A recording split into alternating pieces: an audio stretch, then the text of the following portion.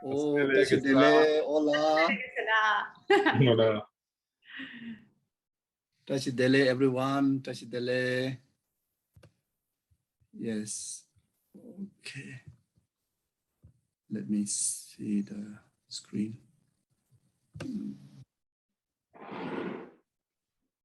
Tashidele, Rafala. Tashidele, everyone. Hola, Rafa. Hola a todos. Everybody. Thank you.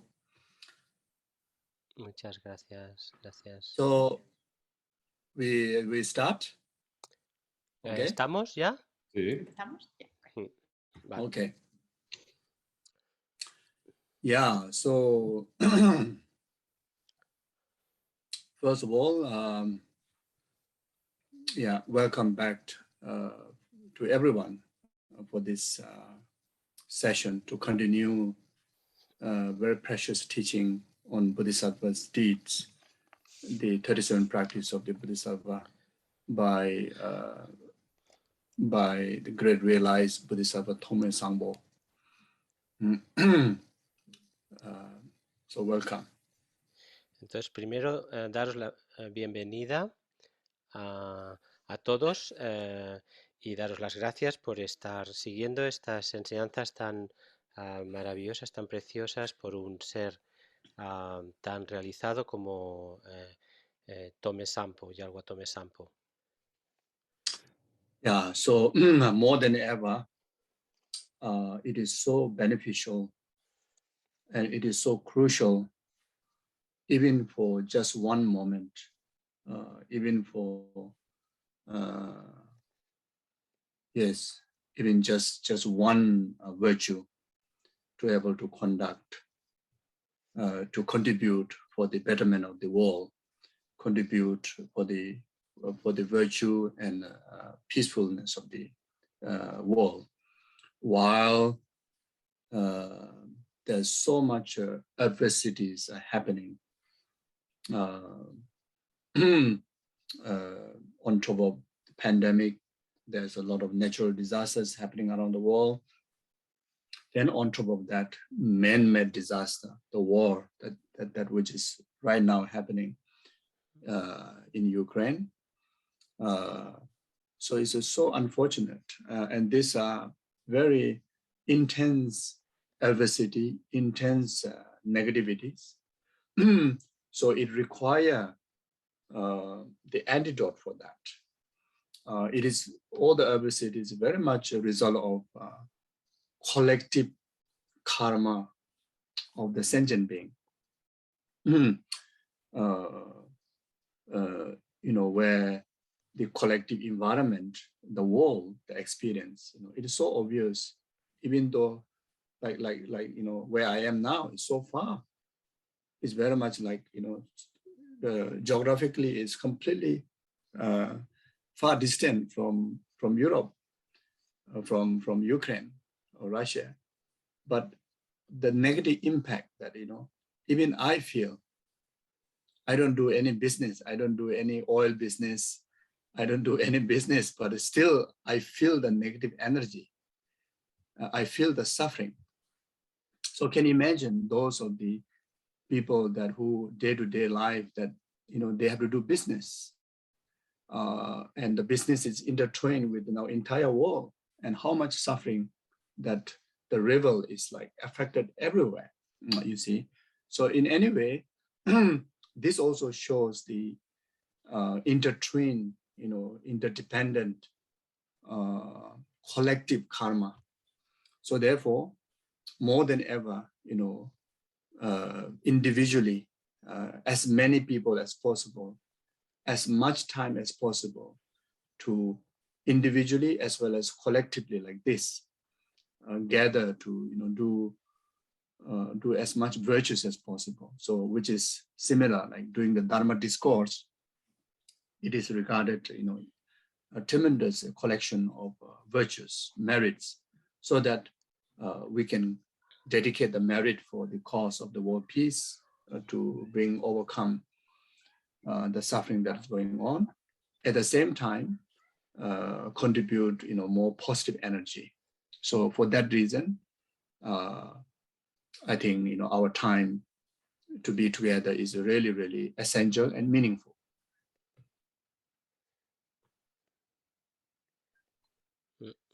Entonces, más que nunca, ahora el aportar beneficio, estamos en un momento realmente crucial donde una pequeña virtud, el crear condiciones, contribuir con condiciones virtuosas para mejorar la situación del mundo, para incrementar la virtud y la paz en el mundo, es ahora un momento crucial, porque ahora estamos viviendo claramente adversidades.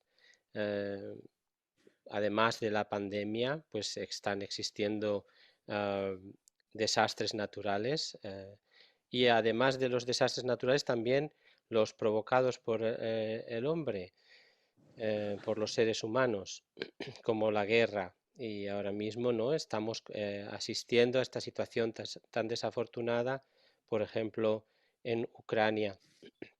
Entonces, todas estas diferentes adversidades, estas negatividades, requieren su antídoto, porque estas adversidades no son otra cosa que el resultado del karma colectivo de todos nosotros los seres que se manifiestan en el karma en el entorno, ¿no? En el ambiente en el que vivimos este mundo.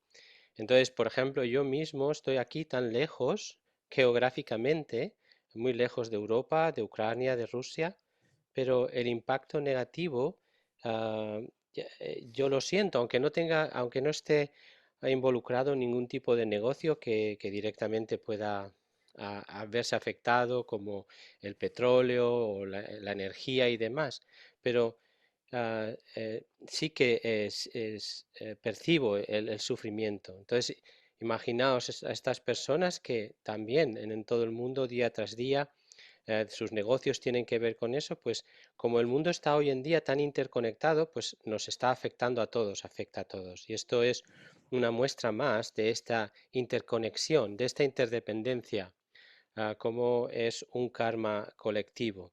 Y es por eso mismo que si individualmente, tanto como podamos y tanta gente como podamos, y por tanto tiempo como podamos, como ahora nos juntamos y acumulamos virtud, por ejemplo, se dice, ¿no?, que el hecho de llevar a cabo este discurso, estas enseñanzas sobre el Dharma, se acumula muchos méritos, mucha virtud.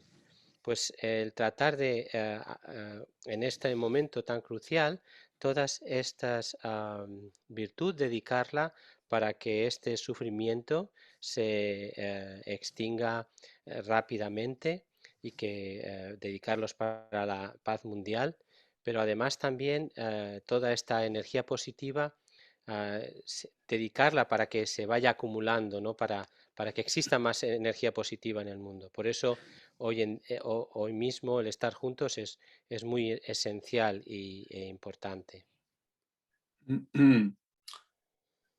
Yes. So therefore, even just one moment of virtuous cultivation, Dharma practice, surely going to bring immense of benefit for the peace and happiness of the world, to subsiding the, to bringing end to the war. But then you may think, then there's so many Buddhas out there, so many in the human realm alone. There's so many sanghas, so many gurus, holinesses. They are praying day and night, but then how come the war is not ending? You may think like that. As I mentioned at the beginning, it is a collective karma. The negative energy, the contribution towards the negative side is overwhelmingly much greater than the positive. Even in the number of people who are praying and the number of people who are upset and angry, number of praying is like just one tiny dot. From 7 billion human beings, maybe 6 point whatever 999 billion are angry, are upset, get disturbed, be negative because of all these negativities are going on. So the number of the Sangha, great beings, is very few, not many, you see. So therefore, each and every one of us putting effort, even just for one moment, and cultivate one virtue is a great contribution to add up the more forces on the positive side. So that's what I'm trying to say, that each and every one of our time and each and every individual means a lot for the betterment of the world.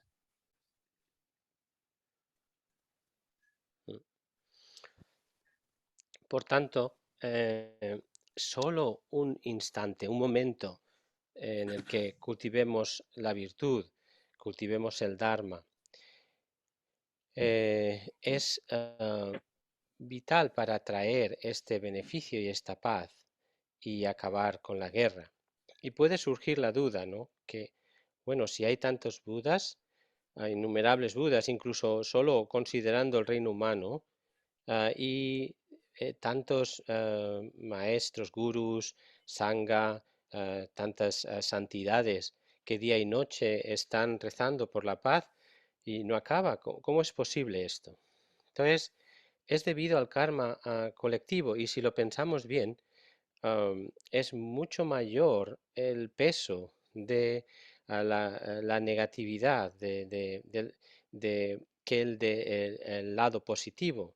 Si lo pensamos en términos de números de más de los 7.000 millones de personas que habitamos, a quizá 6.900 X millones están más receptivos a enfadarse, a, a- a estar agitados, generando más mentes negativas por todo lo que está sucediendo.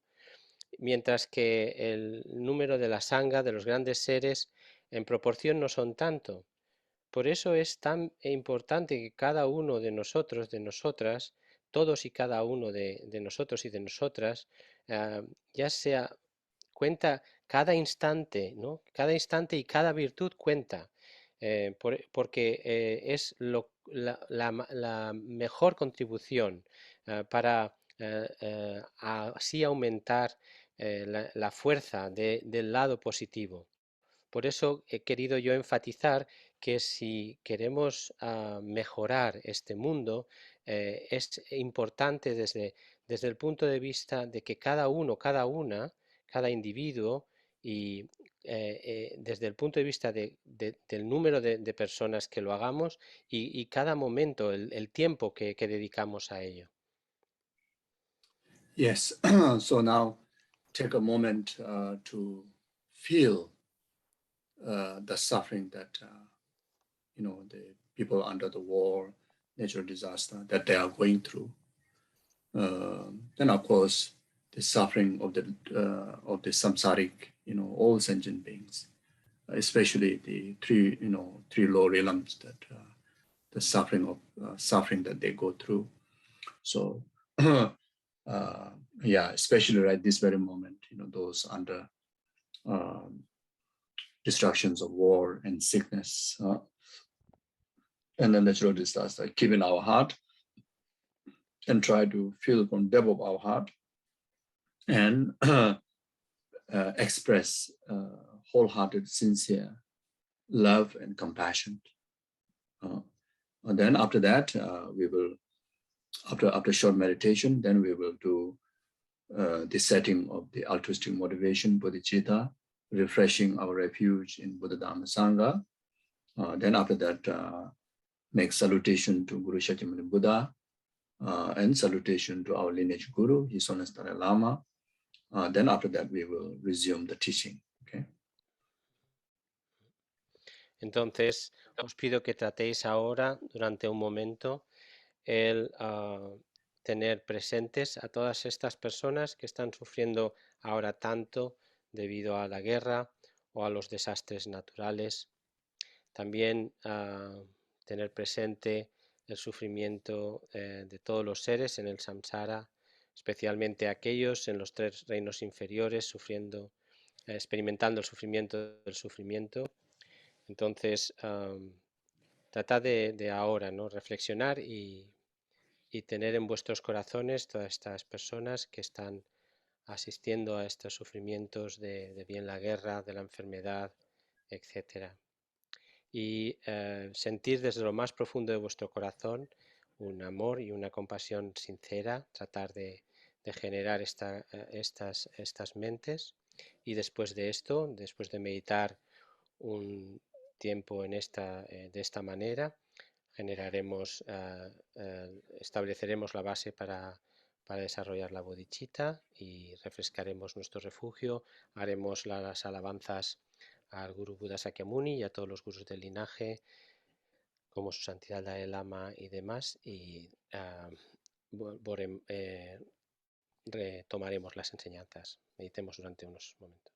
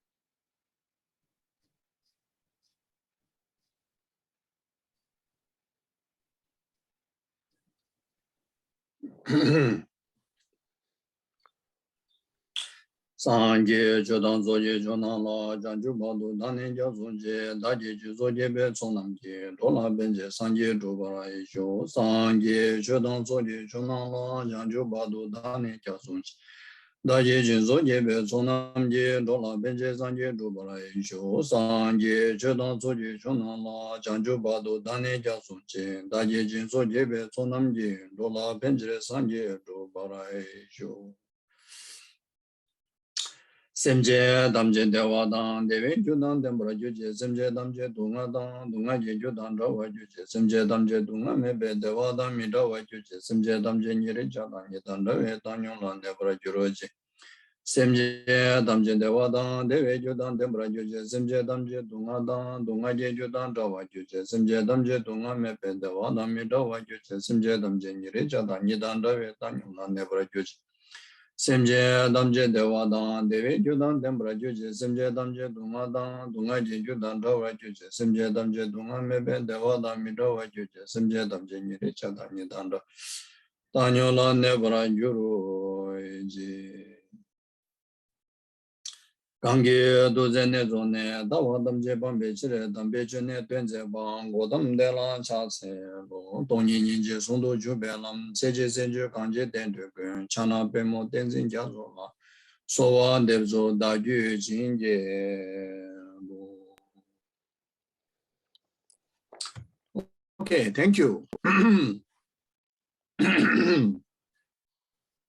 Yeah, so please dedicate our session for the world peace and sit comfortably, and I don't know your time there, enjoy your drinks. If you need to eat you need to eat food, then you can eat well, listening to the teaching.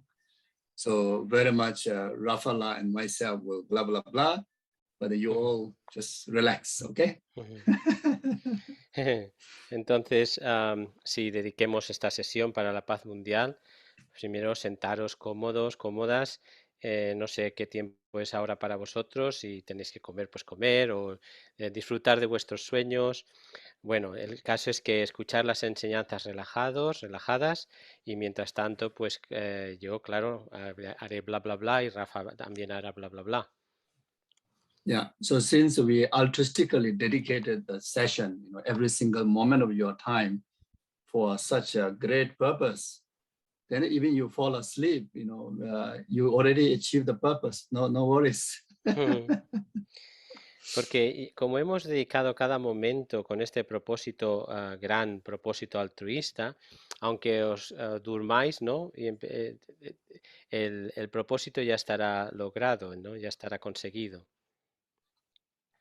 Okay, so the teaching, we have done one session to this teaching. Very much I lay out,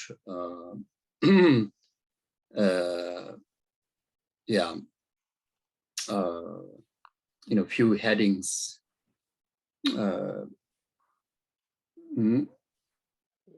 The acknowledging the compositions of the teaching to validate the teaching.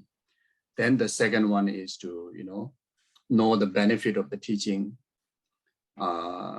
in order for us to gain respect and aspiration to practice. Then after that, setting correct motivation to apprehend the teaching. Then the fourth one is the stages of the teaching that guide the learners, the disciples on the path.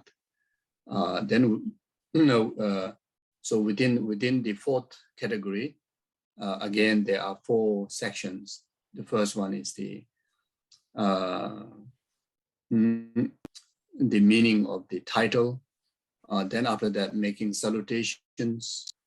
Then after that, making pledge to the compositions of the teaching. So all these are completed in last session. So today we will go through the second last 2 from the 4th heading, which is the first part is the preliminary teaching, which very much verse 1 to verse 7 is very much preliminary teaching in order for us to practice the gradual part of the 3 capable beings. The teaching on 3 capable beings is the last subheading. So today we will go through the preliminary teaching. Disculpa, Rafa, ¿pasamos a simultánea? Okay, so now we do simultaneous, right? Thank you very much, sorry. Yes. Okay. So, maybe after this. Yeah. You already done? Yeah, we already. Oh, wow, okay. Yes, then the first verse as a preliminary teaching to be known and practice to be cultivated. So which is the first verse, it says that having gained this rare ship of freedom and fortune, hear, think, and meditate unwaveringly night and day in order to free yourself and others from the oceans of psychic existence. This is the practice of the Bodhisattva.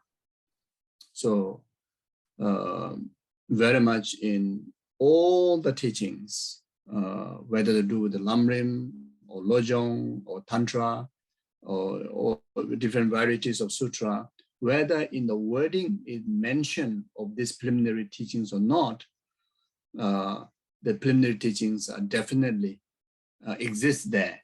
So if there's not in the wording, then the master, the presenter will at least introduce these preliminary teachings to prepare the trainees to get ready to practice the actual path. But in this teaching, it clearly stated. So the first one is about the preciousness of the precious human rebirth. The human rebirth that you and I have it is precious, it is useful, it is meaningful, it is worth having it. It is like, you know, very well branded vehicle, that which engines is really good. The engine, the feature, outer, inner feature, everything is like perfect, you know, perfect. How far you want to go, how fast you want to drive, the car not going to break up, the car not going to break. So that kind of precious vehicle this human body carries. So our destination is enlightenment. Our journey is from this very beginning ordinary all the way up to actualizing the stages of realization on the path, including of becoming actual bodhisattva, then become a Buddha, like such as of those the past, you know, 1,000 fortunate Buddhas, like Guru Shakyamuni Buddha himself, you know, to become just like that. And this precious human rebirth that we have carry all the potentials, such as 8 freedoms and 10 endowments, you know, what we learn from Lamrim, you know, such an example, you know, freedom of not being born in the hell realm, hungry ghost realm, you know, just even understanding, you know, not being born as an animal, you know, it's already a great freedom. You know, if we're born as an animal, you can understand even how cute path that you have when it comes to practicing Dharma. You know, they have a lot of limitations. You know, there are no questions about the other lower realms, you know, hungry ghosts, the hell realm, then even of the, you know, being born in a God realm, such as, you know, demigods and the gods, you know, they are completely overwhelmed with the distractions of luxuries. So there's no sensible, you know, mind to, sound mind to, you know, really to be able to practice the Dharma, that how we have the opportunity, you see. So therefore, we have to recognize that we have this precious human rebirth. So that's why I say, having gained this rare ship of freedom and fortune, you know, having gained, we have gained, you know, as like the ship that going to cross the oceans of samsaric suffering, then reach, you know, over other side of the liberation from samsara and its causes, delusion and karma, you know. The characteristic that we carry is a freedom and fortune, 8 freedoms and 10 fortunes that as described in Lamrim.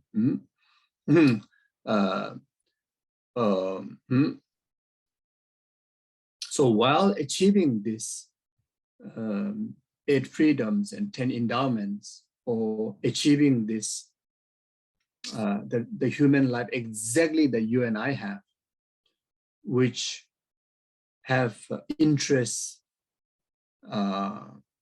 in learning, you know, cultivating virtues, learning Dharma, cultivating Dharma, interest and effort to live in ethical life, compassionate life, loving life, caring for others, and very much dedicating as much as possible of your energy, your life, for the well-being of you know, many sentient beings. Start with your loved one, your family members. You see, all these are precious characteristics that we human beings have, you see. And more than that, you aspire for the altruistic Dharma, you know, the practice, the Dharma of the Bodhisattva yana, that which is intended working for the full enlightenment of the entire rest of the numberless sentient beings. You know, so that much big heart that you carry So while having all this, basic requirement, then we have to dedicate, saying that we have to dedicate for hearing means always, learning Dharma. Hearing means learning Dharma. Thinking, means contemplating on the wisdom that you learn from the Dharma. Whatever first you learn all the different, varieties of teaching, the whole path, the complete path, learn correctly from a qualified teacher or reliable resources like the books, through Dharma discourses, and then you gain, a wisdom of learning. Means that, okay, renunciation means it's like that, or bodhicitta means like that, emptiness means like that. Oh, this is the roadmap to enlightenment, is like that, exactly like that. So that is the wisdom. So once you gain that wisdom from learning, then you need to contemplate onto that wisdom. Contemplating is very much analyzing, reasonalizing by logics, by reasoning, by applying your common sense. Oh, teaching says compassion is good, but compassion is really good or not? You can refer to the different statement in the teachings. Then more than that is, by cultivating it, by checking in your own heart, by cultivating compassion, whether it's nice or not, whether it's good or not, And if someone express compassion to you, or someone express love towards you, you feel good or not, Someone express respect to you, someone see you, your true nature as a Buddha nature, someone see you as a Buddha, Bodhisattva, Dakinis, will you feel good or not, you see? So all the teaching teach about that. Now you try to express that to other, whether you feel really accumulating merit or not. So these are meaning contemplation. So you contemplate.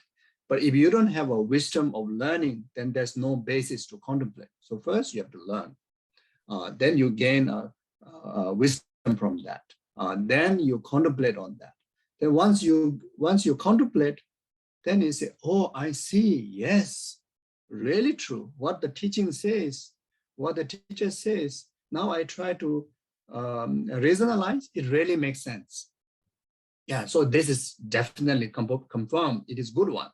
Compassion is good thing, So all the practice is good thing. So when you gain confirmation from an analytical process, that is the wisdom that you gain from analytical process. By thinking, by keep thinking, then you gain a wisdom of thinking. And that wisdom of thinking is very valuable. And that is the object where you meditate, where you meditate. So you meditate, absorption meditation or compassion, then you generate compassion without any doubt, without any doubt, you generate compassion. Then that itself will purify your negativities, you purify your impurities. That itself will accumulate merits, develop that into a path. It's very much become like, part of you, your continuum. So that goes similar to emptiness, all the stages of the path, whatever teaching that discuss in entire Buddha Dharma, the process is like that. You see, then you will gain a wisdom of meditation. That's the objective that we're supposed to gain, wisdom of meditation. So when you meditate, then there's a sense of, oh, I see, compassion is like ever present in your continuum without interruption. You see, love is ever present in you without interruption. Kindness, ever present in you without interruption. Now you don't need reasons to establish compassion in your heart. Now you don't need to open the textbook to establish compassion in your heart, because the result of meditation is already become realization as a part in your continuum. so become a path. So all the stages of the path that is presented in Lamrim, from Guru devotion all the way up to the enlightenment, all the teachings of the three capable beings path, everything, have to actualize as a path.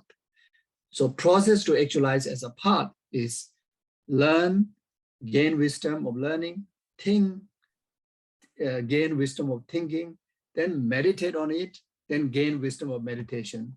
That's it. So that's how we progress on the journey. Then without any asking, Buddhahood will be there. Without any asking, you become Bodhisattva.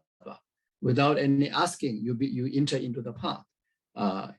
Without even thinking, without even asking, you're always like Bodhisattva, always overwhelmed with compassion, always overwhelmed with the love, always overwhelmed with the pure view, like that, you see. So meaning here, when you have this precious human rebirth, which has the capability to achieve all this, therefore, day and night, until you achieve the result, the final result, the wisdom of meditation, day and night, you have to practice it. So day and night, you keep learning, keep thinking, and keep doing meditation. So that's what it's saying, like that. Okay. So then, now the latter part is the purpose. Why you do this for? Is that the purpose is in order to free yourself and others from the ocean of self-existence. The purpose of doing that, you are not doing that just stupidly, just like because you have nothing to do, because you have holiday from job, you have nothing to do. That's why I want to study Dharma. I want to think about, contemplate. I want to meditate. It's not like that.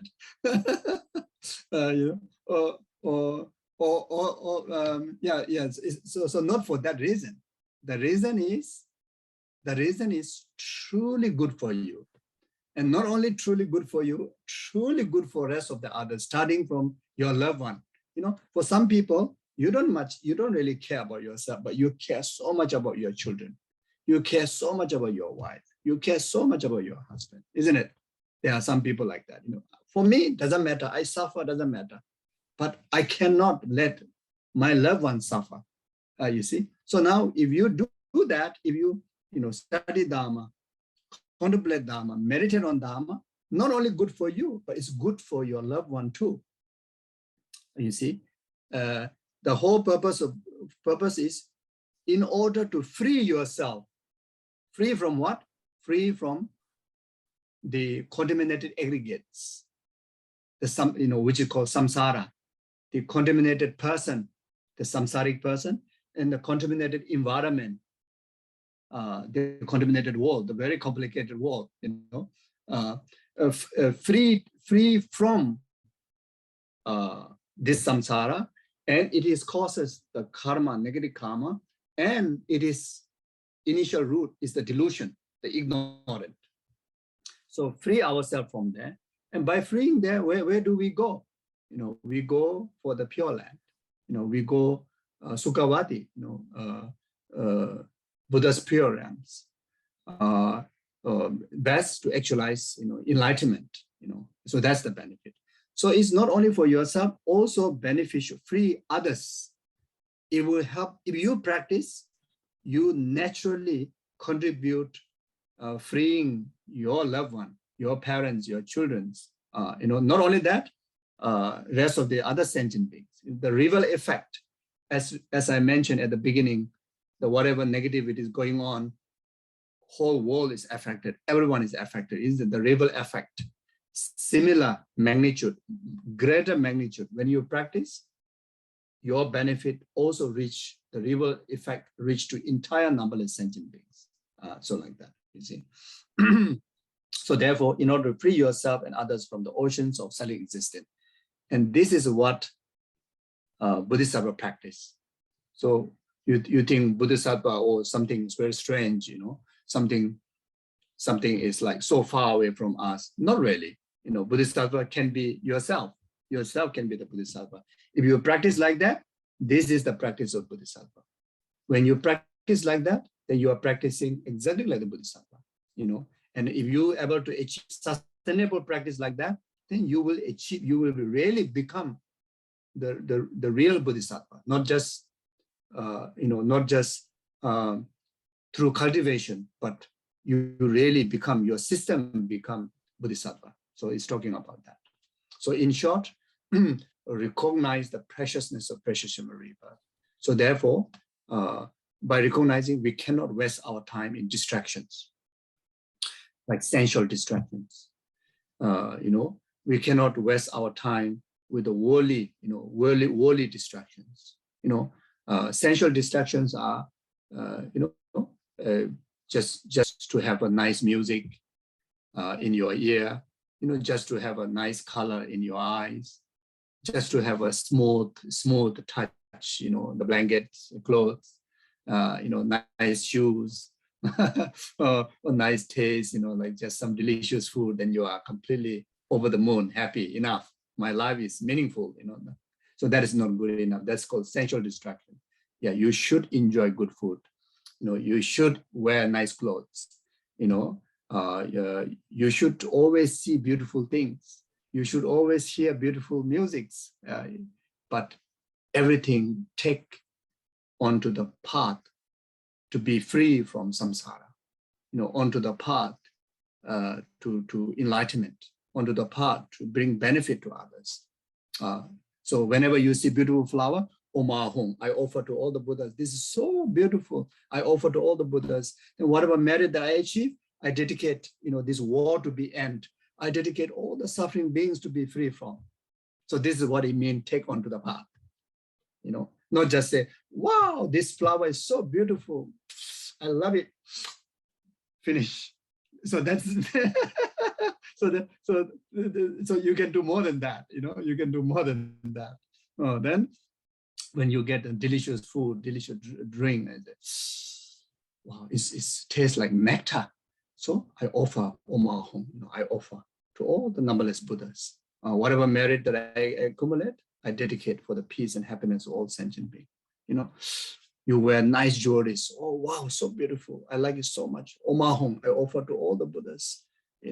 May all the Buddhas also achieve, numberless times of these beautiful ornaments, like what I wear, and all the merit I dedicate all the sentient beings. So all the sentient beings too achieve such beautiful ornaments.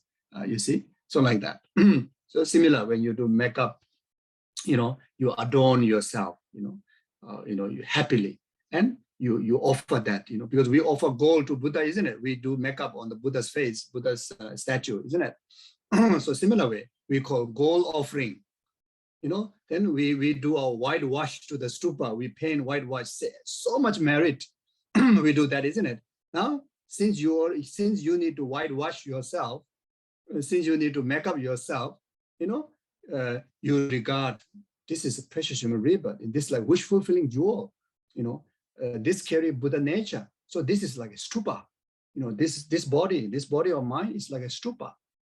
It represents Buddha's holy mind. So when I make up, I'm offering those colors to the stupa, those colors to the Buddha.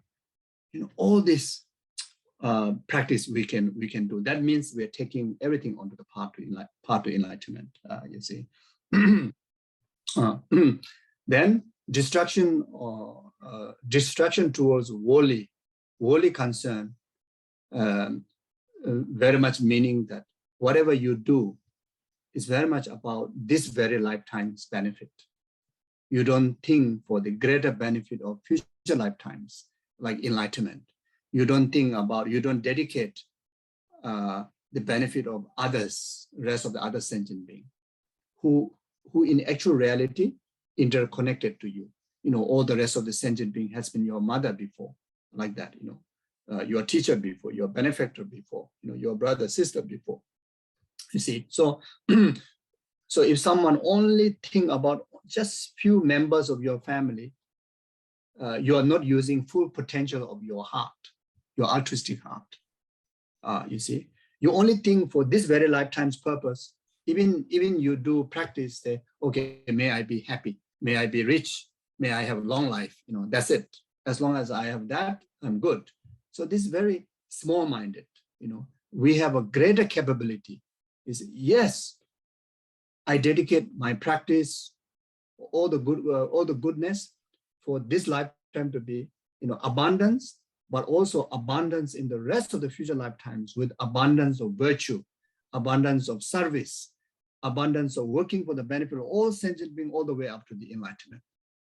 So if we do that, then we are not distracted by worldly concern, you see. So,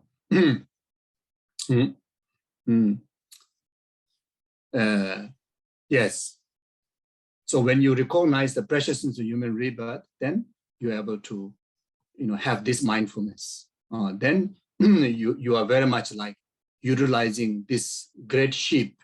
If you have a best sheep, then just at the shore, keep paddle there, just at the shore, stay there. You can't go anywhere. You can't see all the beautiful sightseeing. You can't reach other side. It's like just living within the worldly concern. It's very much like that. Since you have a marvelous ship, you sail to the other shore, then you will see amazing things, isn't it? so it's similar like that. So it's talking about like that. So it's beautiful, you see. This teaching on precious human rebirth is also very helpful for us not to depress, for us not to think low about ourselves, especially in the bad time, when the obstacle comes in our way. Then we think very lowly about ourselves, hopeless about ourselves, negative about ourselves. So when you think of the teaching on precious human rebirth, oh no, I'm not like that, I'm very precious, very meaningful life, So I cannot depress, I cannot just think lowly about that, It's like wish fulfilling jewel, So it's very helpful for us to keep ourselves all the time happy, uplifted, positive, energetic, So this teaching is very good. So as a someone that who especially want to practice Bodhisattva-like practice, Tantra practice, then this preliminary practices is even more essential, more crucial. The more that you have this preliminary practice intact, the greater, more effective practice of the main body practice of the altruism. Okay, so now the second one, attached to your loved one, you are stirred up like water. Hating your enemy, you burn like fire. In the darkness of confusion, you forget what to adopt and what to discard. So give up your homeland. This is the practice of Bodhisattva. So now here, the attachment, desirous attachment grasping. Desirous attachment grasping is the mindset that which always has, it is, comparison with the aversion mind, the mind of ignorance. Not like the good attachment, good aspiration, good desire, desire to become Buddha, desire to work for the sentient being, not like that. So that kind of desire is beneficial because it doesn't have the comparison with the aversion, ignorance. It is very pervasive. It is very altruistic.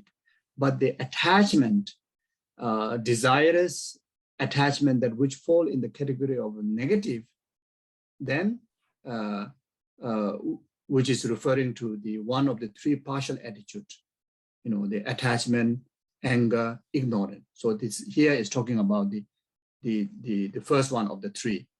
So attach or desire that way to your loved one, which is your family members or near one. That will drive you into a situation like a stirring up the still water. Means it will stir up your inner peace because of overwhelming with the unsettledness of desirous grasping. You see, this desirous grasping. Then hating your enemy, aversion to your enemy, someone that who disturb you, someone to whom you opponent. It is very much like burning yourself. burning your immune system, burning your physical immune system. It will harm your health. Burning your mental immune system, it will really ruin your inner peace, inner comfort. Then more than that, it will burn up all your causes and conditions for your happiness and peace, which are the virtue. Because when you arise anger, then it destroys all the virtues. Like in the chapter 6 of the Bodhisattva Avadacharya by Shantideva, talks extensively about how the anger destroys your merit, your happiness, and your purposefulness. So you can learn from that, like that. So here talking about that. In fact, the teaching, in the 37 practices of Bodhisattva is very much condensed teachings of the Bodhisattva Avadacharya, the 10th chapter. Is very much condensed in 37 verses. So whenever you see the verses, in fact, if you want to learn more deeper level, more expanded level, you can read the Shantideva's Bodhisattva Avadacharya. Like here, when I was talking about the anger, you can refer to the chapter 6. There you can find so beneficial, informations and teachings about that. Then in the darkness of the confusion. So the darkness of the confusion is referring about, carrying a wrong view, such as a wrong view of not asserting karmic law, cause and effect, wrong view of not asserting life and rebirth, wrong view of asserting non-existence of the object of refuge like Buddha, Dharma, Sangha. Then wrong view of inherent existence, true existence, dualistic existence. That is referring to the confusion. If you live in that confusion, then you will not have a sound mind to determine what to be beneficial, what to be adopted, and what to be discarded. You cannot differentiate. You cannot differentiate. You see, you cannot differentiate what is absolute truth and what is the false. You cannot differentiate what is a genuine virtue and the negative. You see, you will have a confusion of unable to differentiate future lifetime is more beneficial or this very lifetime more beneficial. If you don't have the correct view of asserting life and rebirth, then if you have a wrong view of not asserting karmic law, cause and effect, then how much negative you do, you have no concern of it is result, and how much virtue you do, you will not have any idea about performing virtue because we don't have the correct thinking of it is consequences. You see, so when you have the correct view of if all the happiness are the result of virtue, then since we pursue for happiness, we will engage in virtue. Since we do not want even a slightest form of suffering, since that is what we really want, then the causes of suffering is a negative karma. Then you will avoid committing negative karma, avoid generating delusions. You see, so it's talking about that. So then give up homeland. So give up homeland here, there are two aspects to be understood, and it can relate compatibly to any practitioners.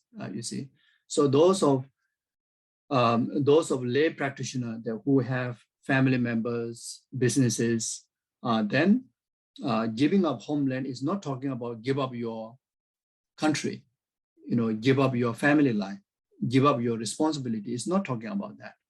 Give up homeland referring to give up the attachment grasping that mentioned at the beginning, attached to loved one. Giving up attachment grasping is talking about giving up your homeland. But then if you are Sangha, monk or nun, then it is literally talking about give up your homeland, give up your family, go away from your family and give up all the lay responsibilities, businesses, apartments. Then of course, the subject, the attachment, grasping to all of this, then you dedicate your life in monasteries. You dedicate life as a homeless, wandering practitioner, like Milarepa, if possible, best, you know, or just you know, move, you know, anywhere that's most beneficial of your life as the Sangha, you know, where you can preserve the vow more perfectly, where you can be in the service of other sentient beings. That's your home. That's your homeland. That's your monastery. That's your retreat hut. You know, that's your forest. That's your cave.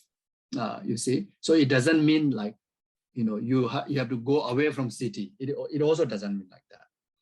It also doesn't mean literally go away from your family. If your families are the direct disciple of you as a Sangha, direct disciple of your teaching, then you stay in the family and teach them the Dharma.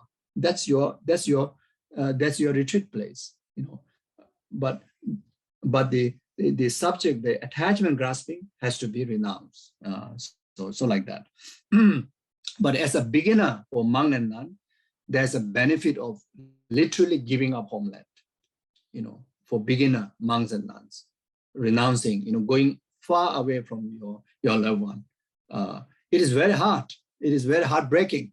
It is not easy, but for a renounced trainee, that is required.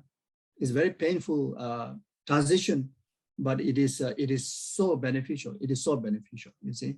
And the earlier that you train, the more the drastic you train, is better the result.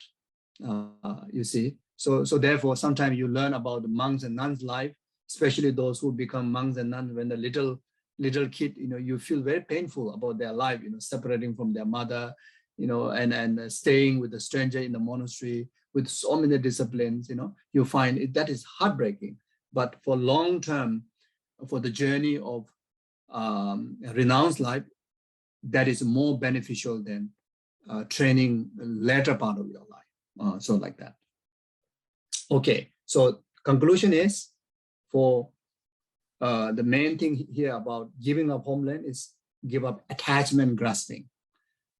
Attachment grasping, okay? So if you are living in a nice bungalow or nice apartment, you can continue to enjoy the facility, but no attachment, you know. You are completely ready to say goodbye. You know, you're ever ready to say goodbye, this beautiful apartment, this beautiful home.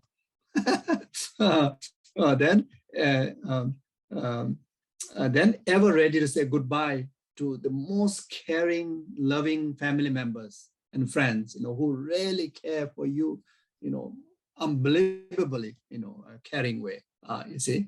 But then your relationship with them is completely free from attachment, you know, completely detached. The relationship is completely overwhelmed with altruistic affection, you know, immeasurable affection, immeasurable love, immeasurable the relationship of those loved ones.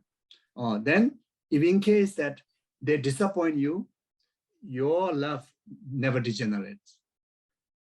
If in case you need to leave from them, there's no sadness. It doesn't discount your love, you see. Then when you meet new people in your life, when you move to another country and completely with the, you know, fuse, and you live among the stranger, you have the same degree of love to these people, same degree of compassion to these people, same degree of, you know, the interconnection with these people. Or then some people, you know, you go away from loving family and you live with your pets, you know, dogs and cats, you know, your loved one is dogs and cats. Similar kind of affection, similar kind of loving kindness that you have with your partner, your children, your parent. Now you have similar kind of affection to the cat and the dog. So that's called immeasurable love, immeasurable affection, altruistic love, altruistic affection. So as long as you have this wisdom, this practice, then you are already given up homeland. So wherever you are, you're okay, like that, you know. But beginner like me, if I stay with a loved one, very much attachment grasping. I don't think I can able to relate to them with, you know, this altruistic love, you know. So therefore, I need to go away, far away, to train myself first. After well training, then I can go back safely, you know, you see. So the point is, when you relate to your loved one with altruistic way, the loved one receive blessing from you, benefit from you. You receive benefit and blessings. You receive merits. But if you relate to the loved one with desirous attachment, they are harmed by you. You get harmed by them. And you collectively accumulate, you know, negative karma. You see, because you are reason for them to accumulate negative karma because of the desirous attachment. They are the reason for you to accumulate negative karma because of the desirous attachment. You know, therefore, our samsara continues, never ends because of that, you see. So like that. So bodhisattvas, one of the practices is give up homeland. Okay, so like that. And also, you know, in the Lamrim, generally discuss about the six preconditions for a successful practice, successful training, especially, you know, if you are a beginner. The first one is dwelling in an appropriate place, means where there's no, you know, conditions of desirous attachment. Second one is having little desire. Having little desire, meaning having little, you know, not having too many things, too many luxuries, you know, help us to be more concentrated on our practice. That is the second one. Third one is always being contented. Whatever you have, wherever you are happy with it. You feel satisfied, contentment. The fourth one is giving up many activities. You know, many different sort of activities that we usually have. As a beginner, we need to, you know, restrain from that. You know, from being, you know, too many business, you know, too many calculations, you know, too many management can be quite a distracting for the beginner. Then pure ethical discipline. So you have to remain yourself as pure as possible in your ethics, the relation to your physical, relation to your verbal, relation to your mindset, you know, ethical discipline. Then the sixth is getting rid of the thought of desire. So not only getting rid of the object of desire, but your heart have to get rid of the thought of desire, you see. So these are regarded the 6 different, what you call the precondition to really constructively build yourself as a very stable, successful practitioner. So, so not everyone can afford to find this kind of place. So what you do is that you know, at home, you try to create an area, you know, we usually call prayer room or meditation cushion, meditation site. Even if you are living with just one room, then within the room, like myself, you know, my bed is here, then my meditation, you know, sitting is here. So you cannot say, oh, since I have a comfortable bed, you know, I meditate on the bed. You know, I do everything on the bed. You know, so it's good to have one specific dedicated and discipline yourself to go there and do some practice. And that is the you know, you can figure it out, all the 6 different preconditions on this cushion, on this side of my room. You see, so that itself also can be beneficial for a beginner, like person like me, you know. Because whenever I see my meditation cushion, then I say, if today I didn't do much meditation, I feel a bit no good, you know. So I at least better go and do at least for 5 minutes, you know. So I because for me, go to the bed is like, I want to lie down. I want to just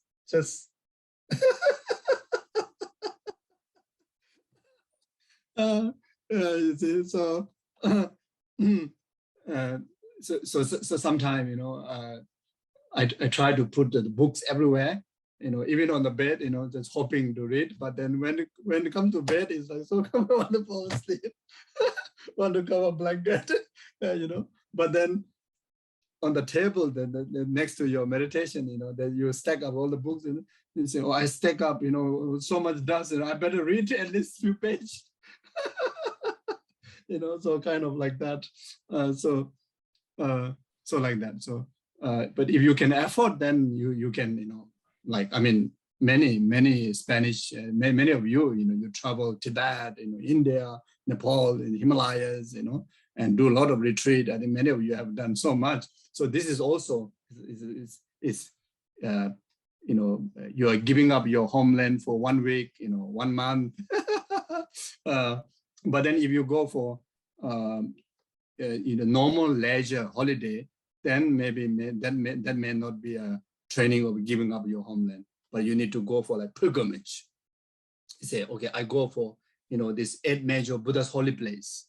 Then during that period of 1 week or 2 weeks, I'm going to focus on only studying Dharma, thinking about Dharma, you know, then cultivating the Dharma practices. You know, then it's very much can be training, you know, practicing these 6 preconditions for betterment of your progress in your Dharma practice. So like that. So we can apply that according with what you can do.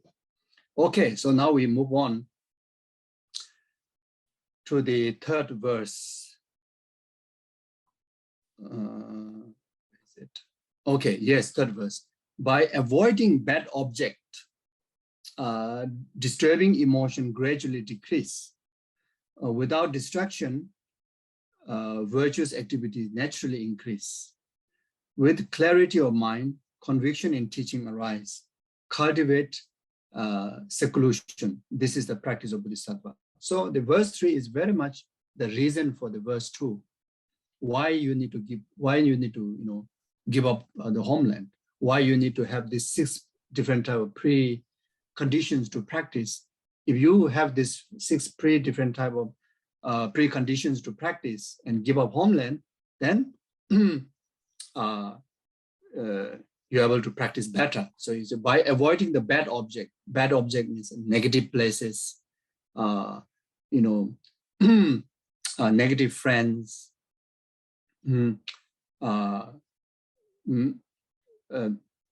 There's another verse which is specifically talking about negative friends, but here, you know, here mainly talking about negative place, negative environment. When you avoid negative environment, then your disturbing emotion like attachment, anger, you know, etc., all the delusions gradually will decrease. That's the benefit. Then without distractions of this negative environment, your virtue will naturally increase. That's the benefit, you know.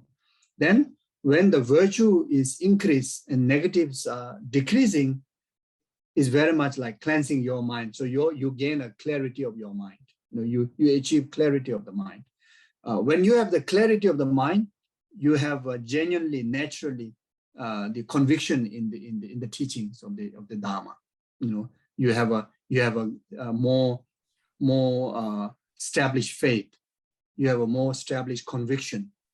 You will have a clearer wisdom.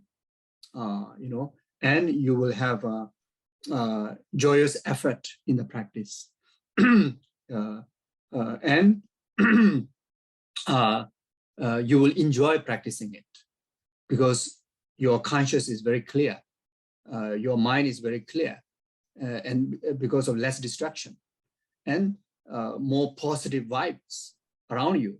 You see, so that way, then easier to gain realization of the path. You know, so due to that reason, then cultivate circulation, cultivate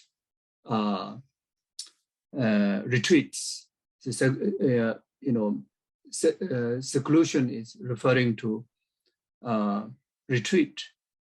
The retreat here can have the element of the subjective side, also have the element of the objective side. The objective side is going into retreat in the holy places, like where the past masters have meditated, past Buddhas and Bodhisattvas have practiced and they gain realization, like such as like Milarepa's caves, such as Guru Pema Sambhava's caves, visiting there and doing some practice there. That is the retreat. So if you go there, you naturally impact you to decrease delusions, increase virtues. Your being will be consecrated with full of blessings of inspiration, energy. You see, so like that. Then, if you cannot afford to do that, then at home, you in your prayer room, you have more holy objects, relics, or some kind of inspirational blessing that you receive from your teacher. Could be a statue, could be book, could be painting, could be stupa, or could be just a mala, So then, like the Dharma Center, Dharma Center is a retreat place. When you go to center, then you see all the holy objects, the altar, the offering, you see. So when you are doing class in the Dharma Center, when you are doing meditation, you are doing retreat. Even you don't label it, even you don't label it as a retreat, but just getting into the Dharma Center because of the creation of the center, you spend one moment, 1 hour, you are conducting retreat. You are practicing, cultivating seclusion, what the teachings say, you are practicing seclusion. If that also cannot afford, then like me, you see, from the bed, jump onto your meditation cushion. that's your cultivation of seclusion. So at least you can do that. So I think anybody can afford to do that, isn't it? So if we do that, then this is the practice of Bodhisattva. You see, Bodhisattva would practice daily like that. When you look at the biographies of the past Mahasiddhas and all our Bodhisattvas, great Panditas, all our Bodhisattvas, they do a lot of pilgrimage to the holy places, in relation to India, in relation to Tibet, when you refer to these Mahasiddhas, they do a lot of pilgrimage to holy places. Then they go to, time to time, they go to hermitage to do retreats, then the reason of why establish so many monasteries is for individual to retreat, Retreat means go away from distraction, be in the gathering of virtue is called retreat, retreat your 3 doors, body, speech, and mind, so you see, so we need to do that in our day-to-day life. Just be in silence of idle gossiping, talking too much of senseless speech, and just quiet yourself. Feel the peaceful silence. Or retreat only, not talking all the senseless speech, but only reciting prayers, reciting mantras, reciting sutras. Your speech getting into retreat. That's called retreat. Then your body, not just like walking in the shopping mall, hanging around here and there, but discipline yourself. Do in a meditation posture, like 7 Vairocana meditation posture, or sit like Tara.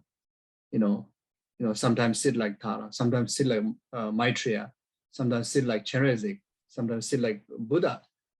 Sit properly like that. Then relaxedly breathe in, breathe out. Do for 1 minute, 2 minutes, 3 minutes, retreating. Your body is retreating. Your body is re-energizing. It's so helpful for the physical health. You see. Then mentally retreating. Don't think this and that. Don't focus on the worry of the uncertainty of future. Don't focus on the regret of the past wrongdoings. just be in the present moment, feel grateful, feel, focus on the gratitude of precious human rebirth, or your heart filled with compassion, meditate on emptiness, meditate on love, meditate on inspiration, meditate on the fortune of your life, that I'm still alive, I'm not dead. How fortunate that I'm not in a war zone. How fortunate that I am not in the famine, where there's no food to eat. How fortunate that I have the heart to practice Dharma. How fortunate that the family members are near me. How fortunate that I'm not in the hell realm. Yes, painful here, pain here, but it's bearable. I have a doctor nearby, medicine to eat. In the hell realm, how painful, there's no doctor, no medicine. Say, how fortunate, even painful. Yes, ayah, painful, but say, how fortunate, how fortunate, you see. So all these are the mental retreating, you see, like that. Then of course, if you want to do more serious one, then you do sadhana retreats or dedicated lamrim retreats, mind training retreats, you do daily yoga retreats accordingly, whatever is capable. So it's time to time is so beneficial to do. Maybe once a week, once a month, or at least, a few times in a year, like that. But especially when the pandemic is over, it's really, good to go for pilgrimage. Try to spend some budget to visit as many holy places as possible, like India, Nepal, Sri Lanka, Thailand, Tibet, including in Spain, Waseling, Lama Ishes and Lama Subarambuche, his own Dalai Lamas, where and many other great practitioners have landed there, even that, holy place, like that. So you see, so after pandemic, instead of planning for cruise in the Atlantic Sea, maybe not so good idea. Maybe climbing Mount Everest. I don't think that's a good, I mean, this is my own small-minded thinking. Maybe not so good idea. Diving deep in the ocean, maybe I don't know. Maybe it could be exciting, but if you can make a pilgrimage, well, you can still physically can afford, walk. You see, it will be an amazing retreat. Okay, so like that. So this is a side talk, and yes. So now we move on. Okay. So verse 4. Loved one who have a long kept company will part. Wealth created with the difficulty will be left behind. Consciousness, the guest, will leave the guest house of this body. Let go of this life. This is the practice of the Bodhisattva. Again, another extremely important meditation practice, death and impermanent. Meditation on death and impermanent. Again, if you read Lamrim by Lama Tsongkhapa, extensive detailed guideline for us to meditate. It's a loved one, loved one who have long kept a company will apart. So true. There's so many of our ancestors no more with us. Just within these 2 years of pandemic, we never expected, the certain friends that will know more now, and they are no more, so you see, so at the end of the day, if others don't leave you, you will leave them. It's just a matter of time. As a human realm, the longest we live, maybe 150. I mean, nowadays, mostly it's within 100, will left behind either by you or either by me, so therefore, there's no reason to be attached and grasp as in permanent. It's the permanent grasping is one of the most tragic one, which is tragic for now, because the nature is impermanent. So whenever the changes comes to you, then you get hurt. You see, especially when we pass away from this life, because of the strong permanent grasping, when we realize that ourselves is separating from these aggregates, there's a tremendous suffering from the grasping of permanent to our body, to our life. Then tremendous suffering of seeing the separation from your loved one is very painful, you see. And karmically, it is very negative, because that will set the negative karmic imprint of the attachment grasping based on the teaching that it may even lead us to the rebirth in the lower realms, like preta realms, like hell realms. So attachment grasping is very toxic, very toxic.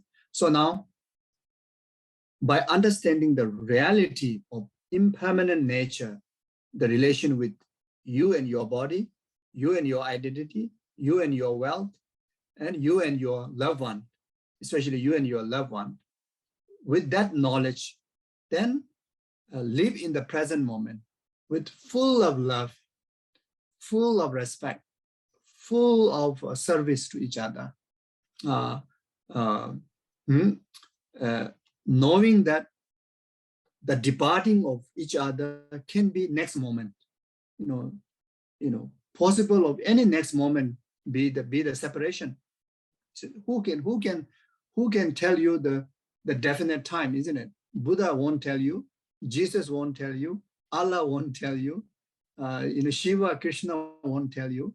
They will just keep quiet. Say, when is my departure from this world? Everybody keep quiet. You see, and even yourself, who know yourself the most, also cannot tell. Okay, I will die on that day. My lifespan is up to that much only. No, can't. You see, but the fact is, the nature lies in impermanent nature. Momentarily changes is the real nature, which you also know. If you ask someone, they also know. If you ask Buddha, Allah, everyone, they will also tell, yes, the nature lies in the impermanent, you see. But we hardly, be mindful about that. So that's why time to time we get shocked and we get so hurt when something is so close to you, when it's separate, it's so painful, you see. So therefore, loved one who have long kept a company will apart. That is the reality. Now, wealth created with difficulty will also left behind, accumulate with so much hardship, there's no kind of, you're not there to use for yourself. You're also not there to make offering to others. You're not there to make charity to others. Just keep accumulating in the bank, keep getting new apartments, but then you live very poorly, with the miserliness, with very poorly inside, meaningless. Yes, you can help a lot as a security, as an insurance, but you also need to utilize it meaningfully, isn't it? Be generous. Be generous to yourself, be generous to your loved one, and be generous to Buddha, be generous to the poor one, like that, as if like, what you call, the nature of impermanent may comes in any time, like that. And most of all, letting go of attachment grasping to the wealth. Because at the time of dying, many practitioners, they create such a heavy negative karmic imprint that which will even result into lower realm because of attached to the wealth. There's one meditator and attendant in Tibet. So the meditator has a visitor time to time, and people bring gold, silver, and those very precious items as offering after they seek his blessing. And the meditator don't really trust the attendant. So he always, after the visitor left, then he go behind his retreat hut and dig a soil and buried all the offering inside there. And one day, suddenly he paralyzed. He cannot move, he cannot talk. then he tried to explain to his attendant, but he cannot. He completely gone. So he died with concern of the wealth that he buried under the ground. Then, but in the eyes of the attendant, he's a very holy being. He's completely detached. Doing retreat. He's actually doing only outward retreat, not really inward retreat. So he has so much attachment to the wealth. But the attendant thought that my teacher is very holy, that he must be reincarnated, very glorious form. So he went to ask another meditator, can you tell me where's my master's reincarnation? Then yeah, your master is already reincarnated. Then where is it? You say it's behind his retreat hut. Then you go and look for it. Then the attendant went and looked for it, and he couldn't find anything. Then he went back to the master. He said, I couldn't find my master reincarnation. Then he said, you trace your master's steps. And remember that when your master, after visitor come, he always go behind the retreat hut. So you trace, and with the last footprint, that you dig the soil, and you will find your master reincarnation there. So he dig the soil. He was surprised by a frog. The frog, very firmly guarding, like covering something like that. But he can also see some shiny from below. So he went back to the master. He said, I couldn't find my master reincarnation. I found one frog, but I think there's some kind of gold shining. It's guarding that. Then the master says, that frog is the reincarnation of your master. He was shocked. He said, how possible? He said, when he passed away, he was so attached to his possession there. That's why he reincarnated there, you see. So this is just an illustrated example of attachment grasping, you see. So therefore, in the practice of the Dharma, the true Dharma practitioner, by now it's like a wheel. You divide your wealth into 3 portions. One portion is make charity, make charity to the needy one. One portion is to make charity to the needy one and make offering to the holy beings and holy objects. Then one portion is to use for your now, for your health, for your food, for your shelter. Then one portion is you keep as a gift to your loved one, who are going to take care of your final right. Clean, clear, make very clean, clear. So where that at the time that you're going off, you are decided, nothing to hold on. You see, so this is how the practitioners would do.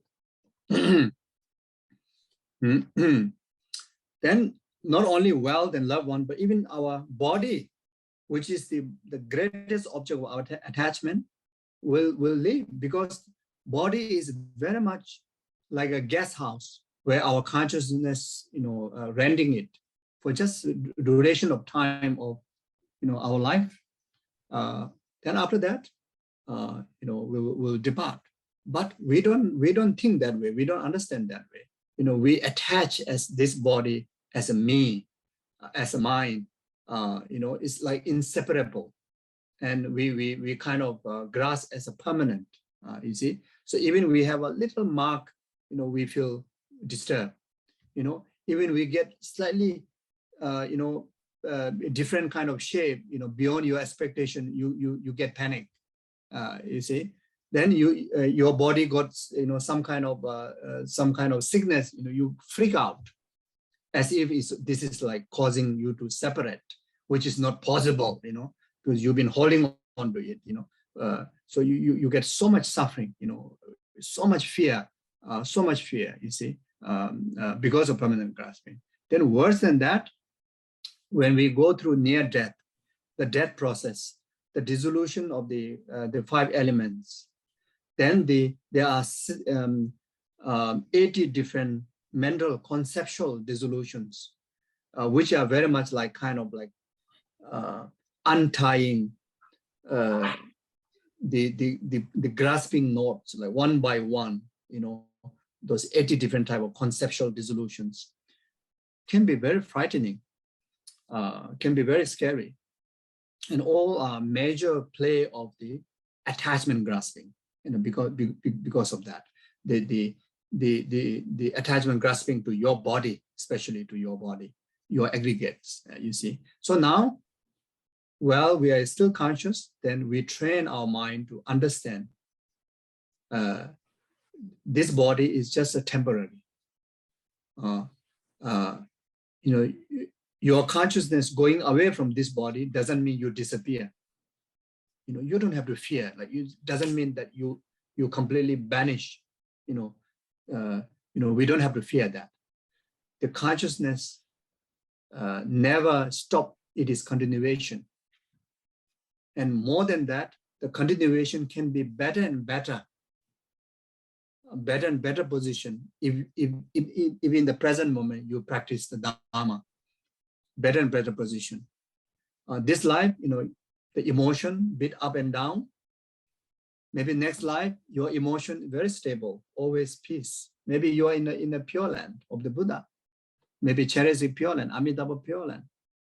Guru Rinpoche Pure Land. You are training there. Your consciousness is so stable, not like now, because of the result of you practice, you dedicate your precious human rebirth in practice now, because of that. So therefore, nothing to fear, even if I lost my body, because of sickness, because of death. I don't have to fear. I rather excited, because of I have a confidence of all the cause and condition from the practice.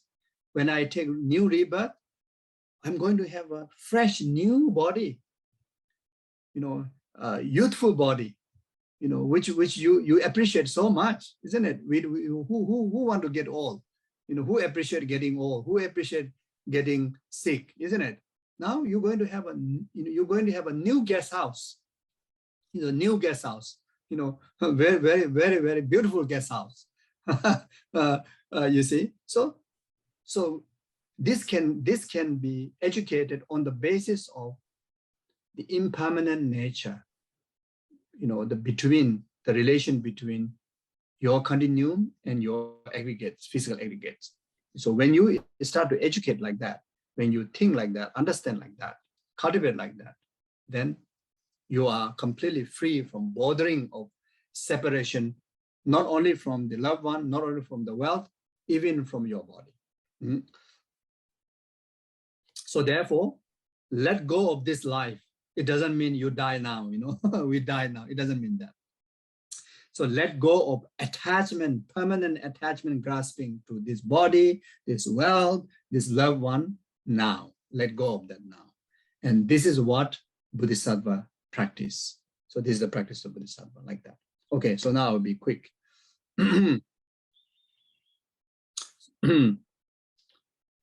Okay.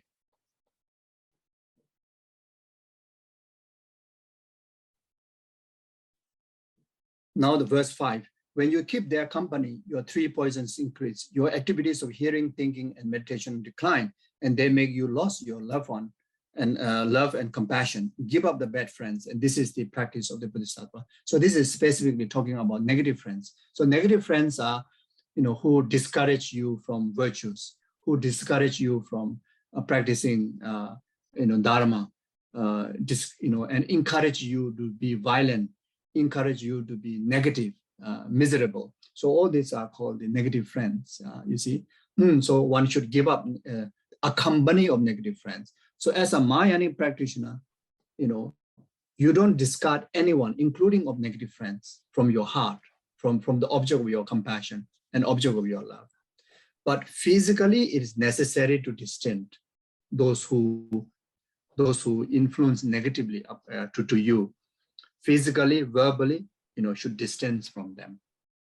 You see, but our heart, when we dedicate our merits, when we generate compassion, these negative friends should be in front, even central object of your practice, for them to, for purify their negativities. You see, like that. So when you keep company, the reason why you need to give up negative friends, because if you are a company of them, the delusion, the poison increases, 3 poison.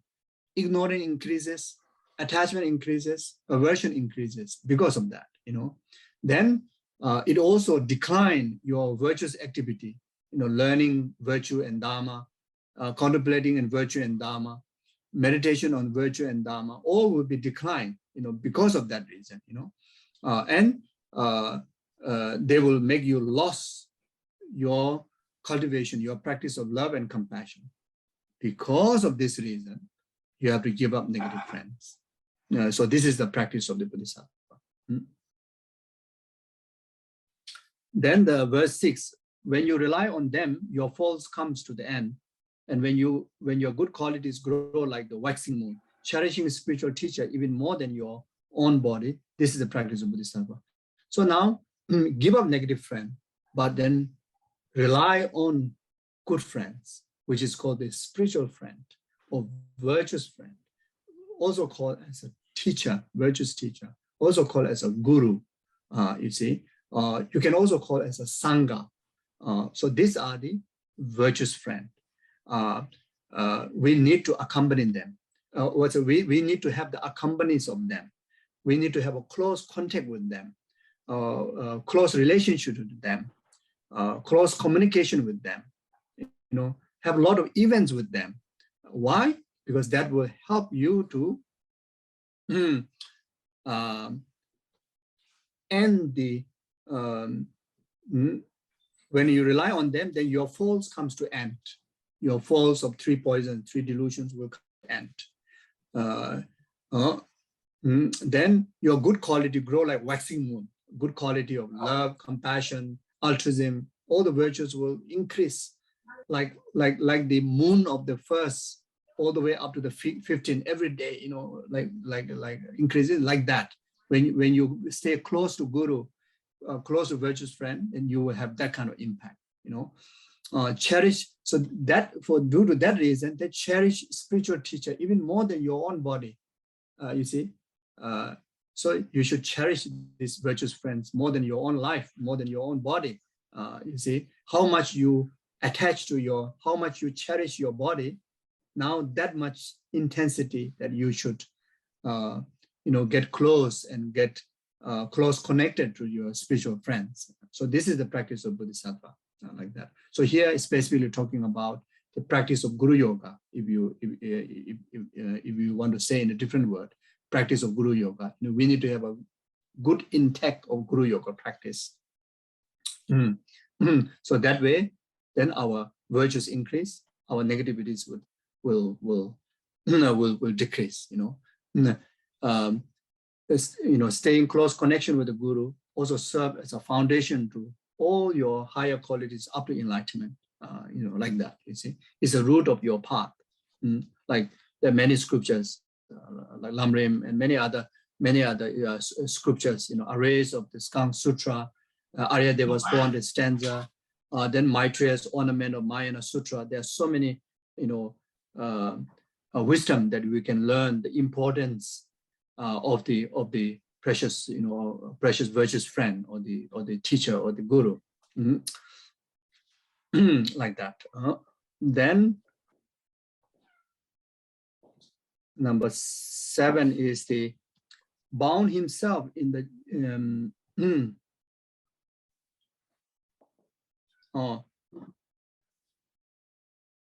bound himself in the jail of self-existence. What worldly God can give you protection? Therefore, when you seek refuge, take refuge in the 3 jewels, which will not betray you. This is the practice of Bodhisattva. So now this is the last one of the preliminary practice, preliminary teaching to this text, which is the teaching on refuge.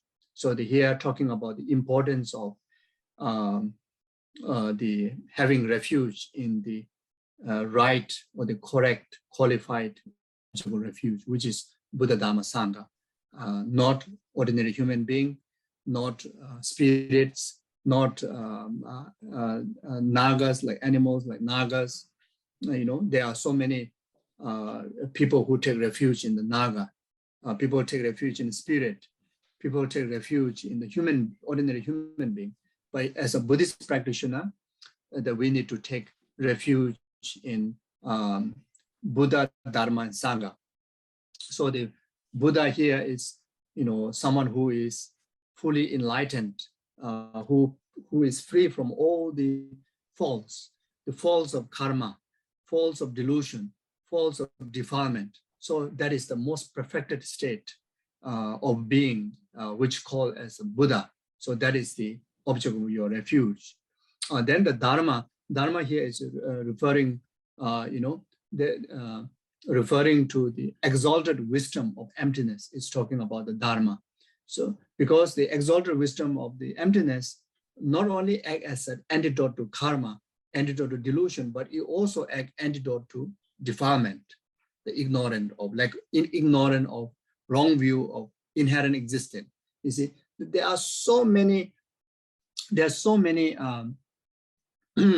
dharmas, so many wisdoms out there, from different religious practices, even, like that. There's so many wisdoms. How great the attitude may be, how great the wisdom may be, if it's not emptiness wisdom, cannot act as an antidote to negate, purify the defilement, which is the delusional obstacle, and the defilement, the obstacle to omniscience. The delusional obstacle is the obstacle to nirvana. Defilement obstacle is the obstacle to omniscience. Only emptiness can able to eradicate them. You see. So therefore, your ultimate objective is liberation and enlightenment. Therefore, we cannot take refuge in ordinary wisdom. We have to take refuge in the ultimate wisdom, which is the exalted wisdom of emptiness. Then the Sangha here, again, there are so many, friends, virtuous friends that may be out there. But when you comes to take refuge, you have to take refuge in the Sangha. Sangha is someone who realize the exalted wisdom of emptiness, who have realized direct emptiness, those of the Arya beings, Arya Bodhisattvas, Arya solitary realizers, Arya hero practitioners. So those Arya beings are the refuge of the object of refuge of the Sangha. The reason then the object of the Buddha, there are so many teachers, there's so many so-called as their own Buddhas, there's so many gods, so many deities, you see. But the Buddha, as I mentioned at the beginning, who is faultless, so the reason why I need to go for refuge in Buddha, Dharma, Sangha is bound himself in the jail of self-existence, like those other object of refuge, such like a worldly god. The worldly gods, they themselves is bound in the jail of self-existence. Like, we regard like Shiva, as a creator of Shiva, and Krishna, creator of the world. There's so many supreme beings, whom we regard as the creator of, but they themselves is within the self-existent, you see. So since they themselves is within the self-existent, how worldly God can give you a protection from the entire oceans of samsara? Not possible, because they themselves stuck in the samsara. How possible to lead you out of that, isn't it? This is the reason. Therefore, when you seek refuge, take refuge in the three jewels, Buddha, Dharma, Sangha, as I mentioned before, because they will not betray you. Betray means they will not, promise to liberate you from oceans of samsaric suffering, but at the end, say, I'm so sorry, I can bring you up to this. From here, I can't help you because I have no ability. In that sense, won't betray you. Once you take refuge in Buddha, Dharma, Sangha, forever, until we achieve a state of full enlightenment, they will forever guide us. They will forever be our refuge, like that. So this is the practice of the Bodhisattva. Okay, so I stop here. Sorry for taking some extra time of yours. If you have any questions, if you are not in rush, most welcome. Any question? Otherwise, we can stop here. Muchas gracias. Pasamos a la traducción. ¿Quitamos la traducción simultánea, Rafa?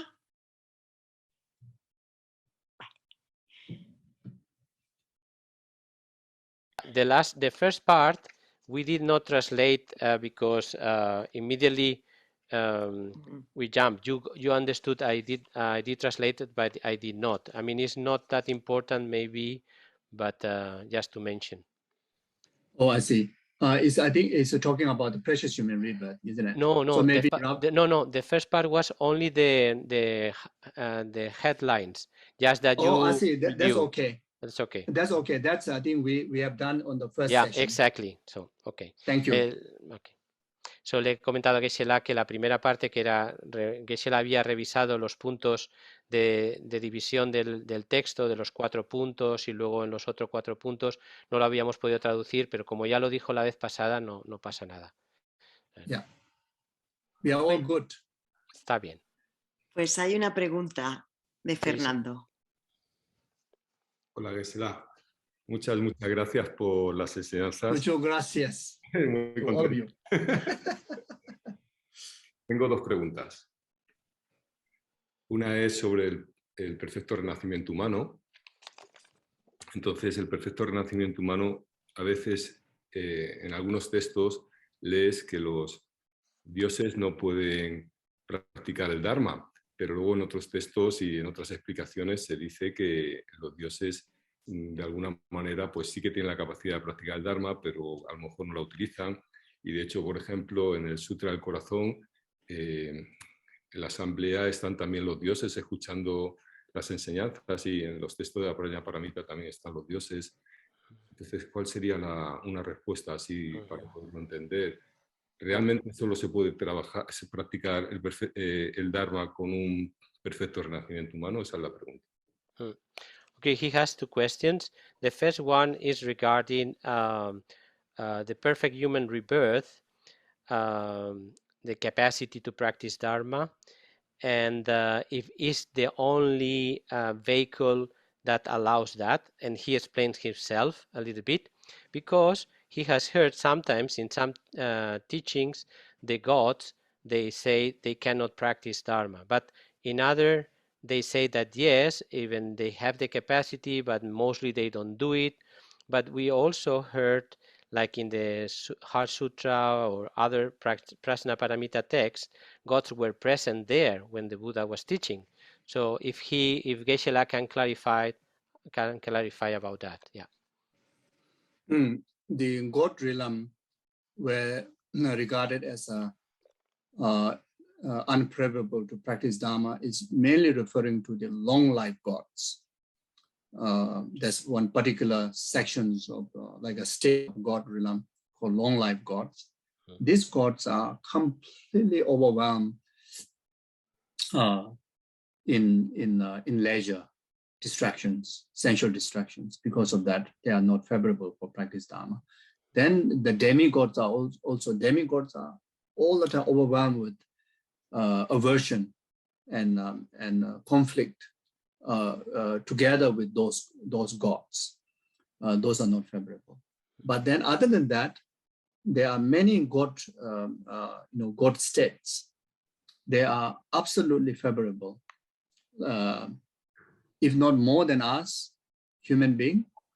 There are some god realm is even more favorable than in our realm, such as like Tushita god realm, where before Maitreya, Shakyamuni Buddha is there, turning wheel of Dharma. After Shakyamuni Buddha came to this world, Maitreya Buddha is all the time teaching Dharma, almost every single day, maybe 24 hours like that. Then Lama Tsongkhapa also in Maitreya Pure Land. He's also, conducting immense of Dharma activities. And those gods around them are like full-time learning Dharma, practicing Dharma. And they are also, so like that. So there are many different states, like in our world, many different countries, continents, the opportunity to practice Dharma, similar in a god realm like that. Cuando hablamos de los reinos de dioses que no son favorables para la práctica del Dharma, específicamente se refiere a los dioses de larga vida, que es un estado en particular dentro de esta categoría de lo que llamamos dioses. Porque tales dioses en este de larga vida están completamente abrumados por las distracciones sensoriales, así que no son favorables a la práctica del Dharma, igual que los semidioses tampoco lo son porque están completamente abrumados o superados por estar en conflicto con los dioses continuamente. Pero aparte de estos, hay otros estados de dioses que pueden que a lo mejor en su mayor parte no son más favorables que los humanos, pero hay otros que sí que son más favorables incluso. Y podríamos citar los dioses del reino de Tushita, donde es una tierra pura de Maitreya, el Buda Maitreya, incluso antes de que el Buda Sakyamuni se manifestara en este mundo, estaba ya enseñando, ¿no? Se dice, ¿no? Está constantemente enseñando allí todos los días, ¿no? 24 horas, ¿no? Las 24 horas. El Amazon Kappa también está presente allí, es la tierra pura del Amazon Kappa. Entonces, allí las actividades de Dharma están todo el tiempo y los dioses que residen allí están practicando y aprendiendo. Por tanto, hay muchos estados dentro de esta categoría de dioses, igual que, por ejemplo, en el reino humano hay muchos diferentes países y diferentes situaciones y contextos. So then, you see, even when Shakyamuni Buddha, after he came into this world, then he went to the God realm to repay the kindness of his mother who was born there. So when he first arrived there, his mother was, very young, very charming, God being, who is completely distracted. It's not even looking eyesight. When Buddha was occurring there. But then Buddha, traveled in different states of the God realm. Then reached to certain stage where there's more favorable. Then there, Buddha recited 3 months of the summer retreat. At the same time, during the retreat, he teach Dharma, and his mother was there. He settled. He get away from the distraction from other state of the God realm. Then he received Dharma there, like that. This So I very did much not, like in our world. Sorry. this I did not understand well. So Buddha went to another state different from the mother state of God, but then the mother came by? First, where Buddha went to where the mother's reincarnation is. Yeah. But he was just roaming around, like going for holiday, Yeah, yeah. So at the place that first Buddha met his mother, he was completely, the environment is completely distracted. Yeah. There's no favorable of settling and at least looking at the Buddha or listening to teaching. But then when we reach to the another state, like very much maybe like from somewhere reaching to Madrid. Yeah. Then in the Nagarjuna Center state there. Oh, suddenly, the environment, settle, listen, teaching, like that. Okay. Entonces, de hecho, cuando Buda Sakyamuni partió de este mundo al reino de dioses para encontrar a su madre, al principio su madre tenía un aspecto joven, muy embelesante, pero estaba completamente distraída. Entonces, de manera que no tuvo ni siquiera la intención de mirar al Buda, ¿no? De buscarlo con la mirada. Pero luego, no sé exactamente cómo lo ha explicado Geshe, pero que el Buda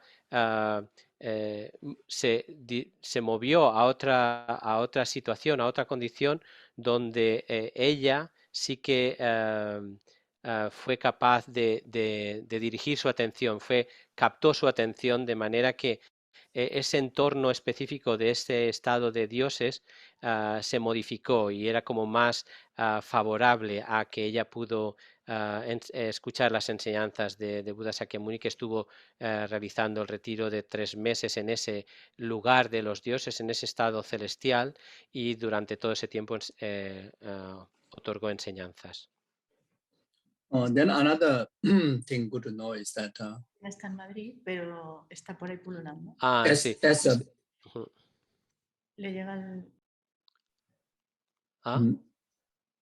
As a beginner, as a first time encountering Dharma, then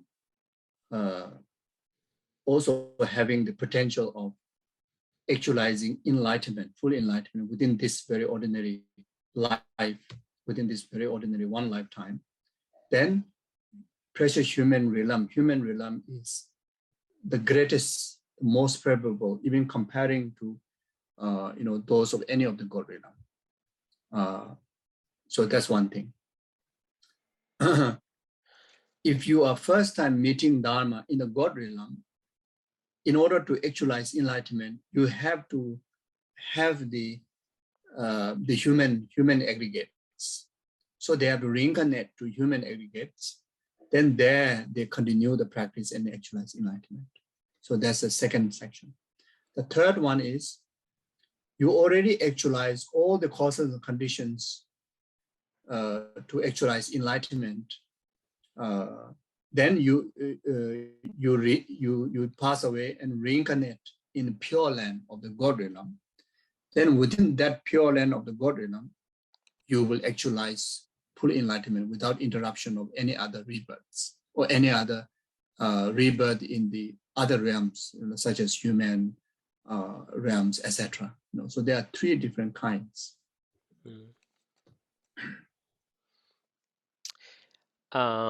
Geshe menciona 3 situaciones y como principiantes debemos saber que el hecho de ser principiantes, encontrar el Dharma por primera vez como seres humanos, es el que atesora la situación con mayor potencial, porque podemos en una sola vida de este renacimiento humano obtener el logro de la iluminación, y desde ese punto de vista es la más favorable, porque el segundo ejemplo es el de alguien que contacta con el Dharma por primera vez como en el reino de los dioses, como Dios o como diosa. Entonces progresa, pero posteriormente siempre tendría que renacer como humano para poder lograr culminar el camino espiritual, progresar completamente en el camino espiritual. Por tanto, y después la tercera es alguien que ha logrado reunir las causas y condiciones de este perfecto renacimiento humano, pero y progresa en el camino, pero fallece antes de lograr la iluminación. Entonces puede renacer en una tierra pura, y en esa tierra pura es seguro que logrará la iluminación sin ninguna interrupción o interferencia de tener que morir y renacer en otro reino como humanos y demás. So therefore, within the 6 realms, human realm still the most supreme because of the 6 elements that which only human has. On top of the 4 elements, fire, fire was earth, water, fire, and the wind. Then the substance of the father mother, the white substance, and the substance from the mother, the red substance. This is not not other beings, not other beings in the 6th realm carry such complete and compact of this 6 elements.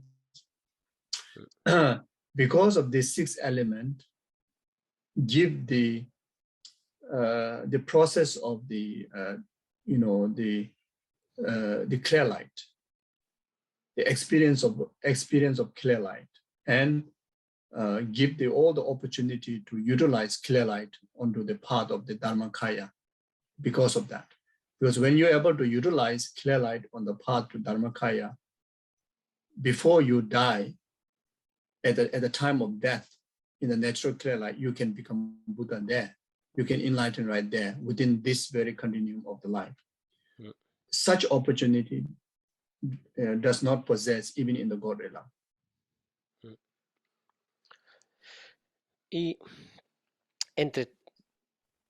como resumen, ¿no?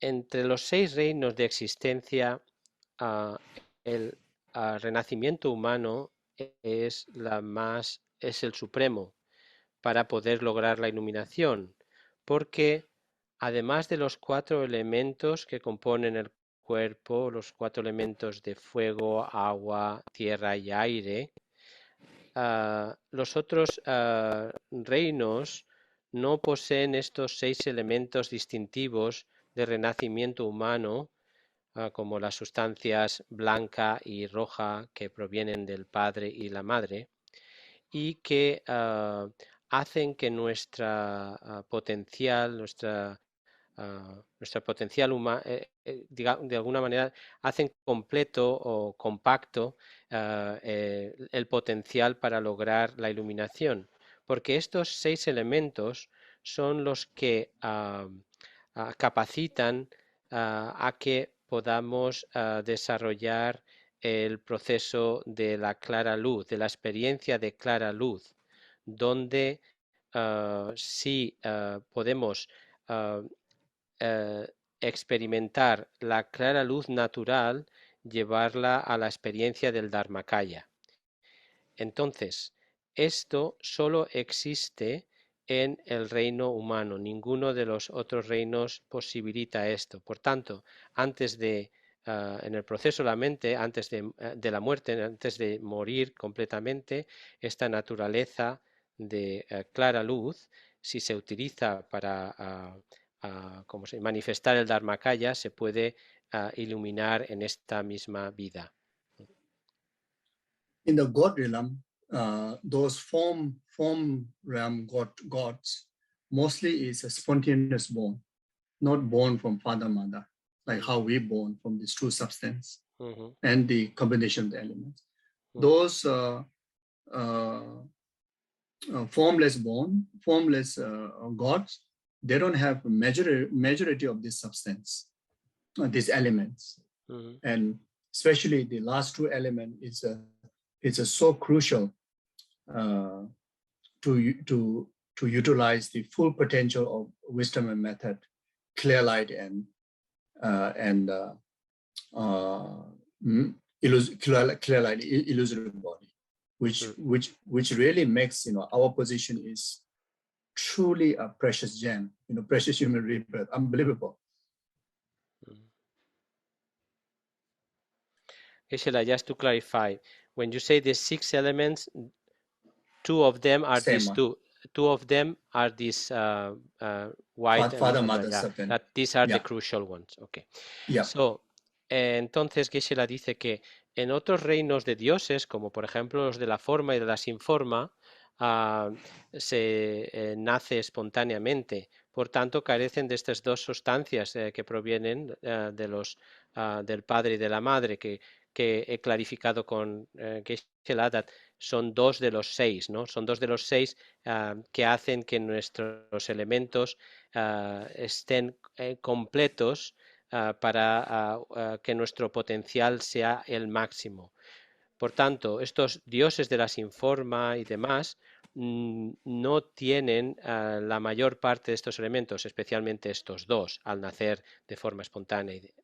Y estos elementos son los que confieren este potencial completo para desarrollar la sabiduría y el método, es decir, la clara luz y el cuerpo ilusorio que hacen que nuestro renacimiento sea realmente una preciosa gema. Nuestra posición es realmente, diríamos, no lo he dicho que será, es envidiable desde ese punto de vista. Eso es lo que tiene este renacimiento humano perfecto. So you start to really see the favorability or the meaning of this when you start to practice the generation and completion stage from the high Sugi Tantric practice, when you start to practice the three kayas, taking death onto the clear light path, taking intermediate state into the Sambhava Kaya path, and taking rebirth into the Nirmana Kaya path. When you start to practice that, then you really see, unbelievable favorability of our kind of life. Y esta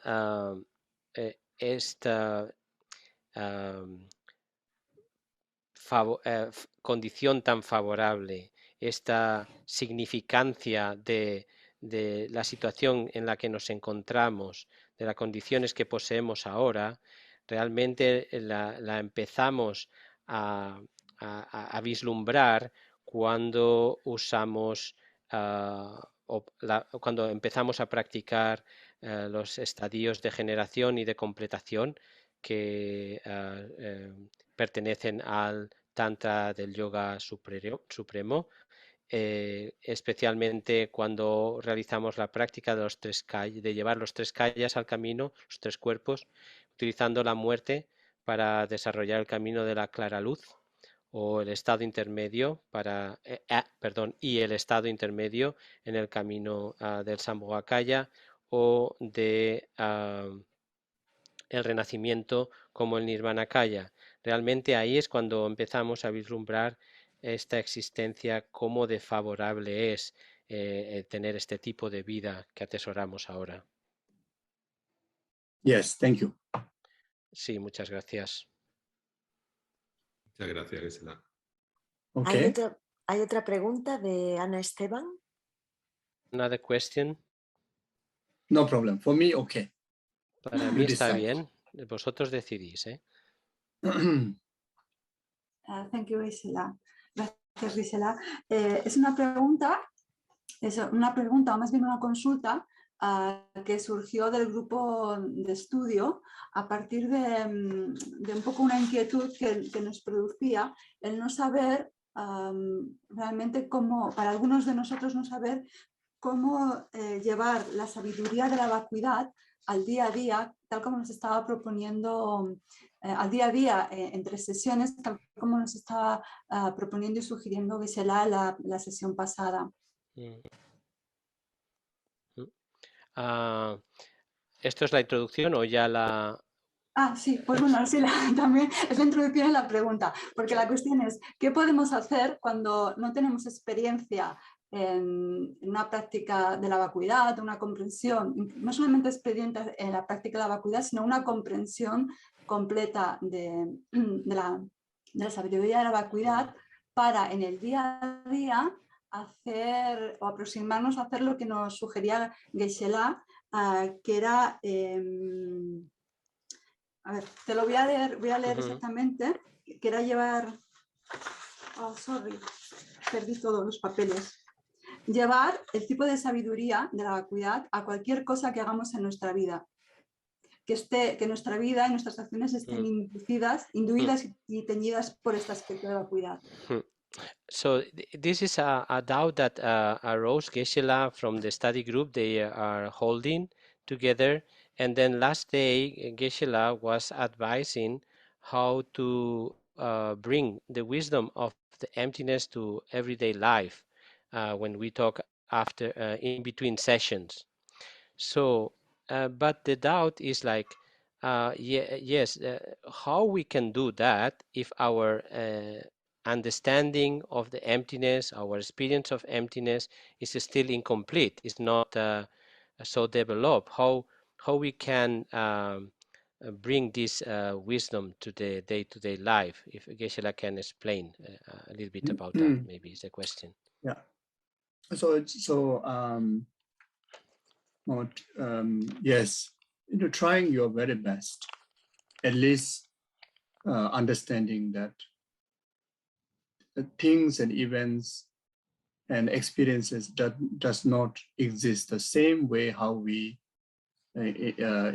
experience in the first glance or perceive in the first glance. It always has its own, it always have it is truth beyond that what you perceive it. Even just simply having this thought itself is very much interpretations of emptiness in relation to your day-to-day life experiences, and that will eventually help oneself to come to a more how to say more advanced level of interpretations through the eyes of emptiness. Tenemos que empezar haciéndolo lo mejor que sabemos, teniendo en cuenta que todos los eventos y experiencias que tenemos no existen del modo en que los vemos o los interpretamos en la manera que lo hacemos en el primer instante que los interpretamos o experimentamos, que más allá de esta primera impresión que tenemos, hay siempre una verdad que va más allá de de lo que vemos, de esa primera impresión. Entonces, solo con esto ya estamos de alguna manera integrando esta comprensión, esta pequeña comprensión de la vacuidad en nuestras vidas. Y a través de practicar así, progresivamente iremos desarrollando una comprensión más avanzada de cómo utilizar este ojo de la sabiduría en nuestra vida diaria, cómo integrarlo. If you want to put it into a just straightforward wording, then you relate everything in the idea of illusional-like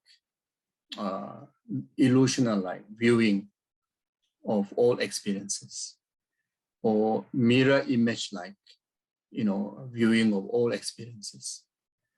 Or dream-like experience, dream-like, understanding of every experiences. You see, so when you look at your face in the mirror,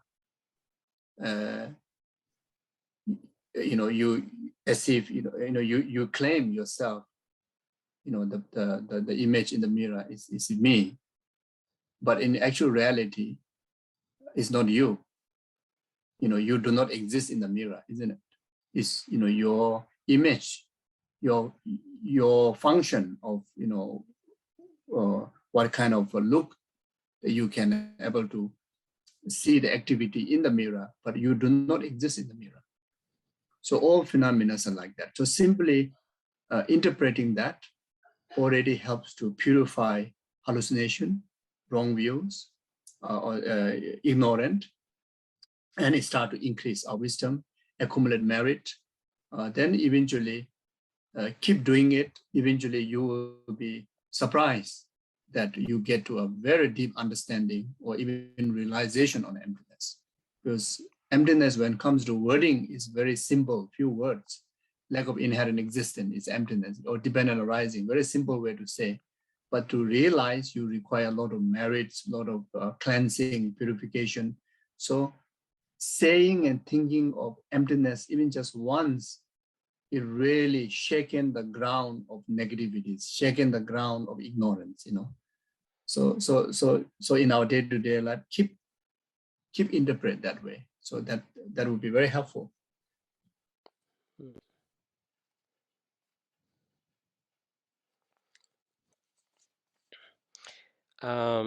Así, hablando, ¿no? Dice Geshe, si utilizáramos una frase, ¿no? O unas pocas palabras para hacerlo de una forma más plana, más directa, a lo que nos referimos, sería cualquier cosa con lo que te relaciones, cualquier cosa que tengas experiencia, el verlo como una ilusión, o ver todas las cosas y todas las experiencias como como un espejo o como un sueño. Es tratar de entender que todas nuestras experiencias son como una ilusión, como un espejo, como un sueño. Es como cuando nos miramos en el espejo, todos tendríamos la tendencia a decir, ese soy yo, ¿no? Esa persona ahí en el espejo soy yo, pero en realidad no es así, ¿no? Sabemos que no existimos ahí en el espejo. Entonces, tú no existes en el espejo. Puedes, de alguna manera, de alguna manera, todas las cosas existen de esa manera. Tú estás viéndote en el espejo y puedes ver tu aspecto o puedes ver si haces determinada acción o actividad y la ves reflejada en el espejo. Entonces, todo existe de esa misma manera. Un momentito. Y aunque sean palabras muy simples, el decir que las cosas no existen inherentemente o que existen interdependientemente, realmente se necesita purificar mucho y acumular méritos para poder entenderlo y lograrlo.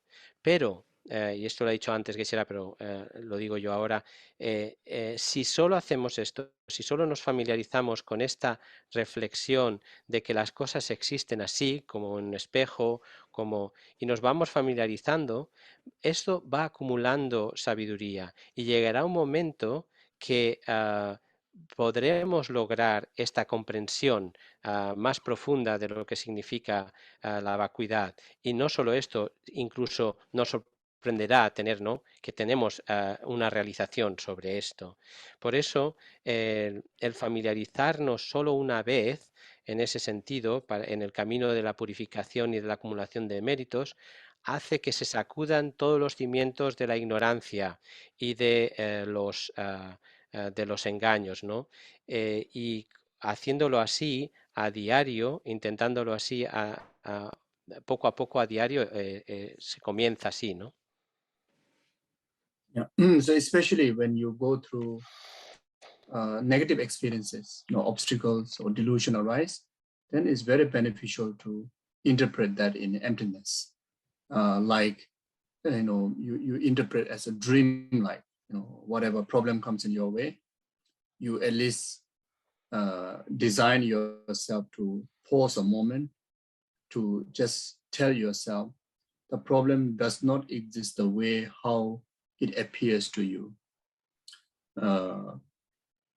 Just doing that, you are very much using the lenses of how you interpret the dream. In the dream, in the nightmare dream, bad dream, the moment of during the period of dreaming is a period similar to the first experience of the problem comes in your way. And when you wake up from the sleep and you realize that the nightmare is just your dream, is not a reality. It does not exist the way how you experience in the dream. Then you feel relief, isn't it? When you the next moment, after you give a moment for you to interpret or analyze or understand, is a dream-like, illusional-like. It does not exist the way how it appeared to you. The next moment you experience like you wake up from the dream. You will have a total different perspective on the problem that you just experienced. Yes, the same problem there, but you have total different way of understanding the problem. Maybe now you start to see meaning in the problem instead of suffering from the problem. You see, so it's very helpful.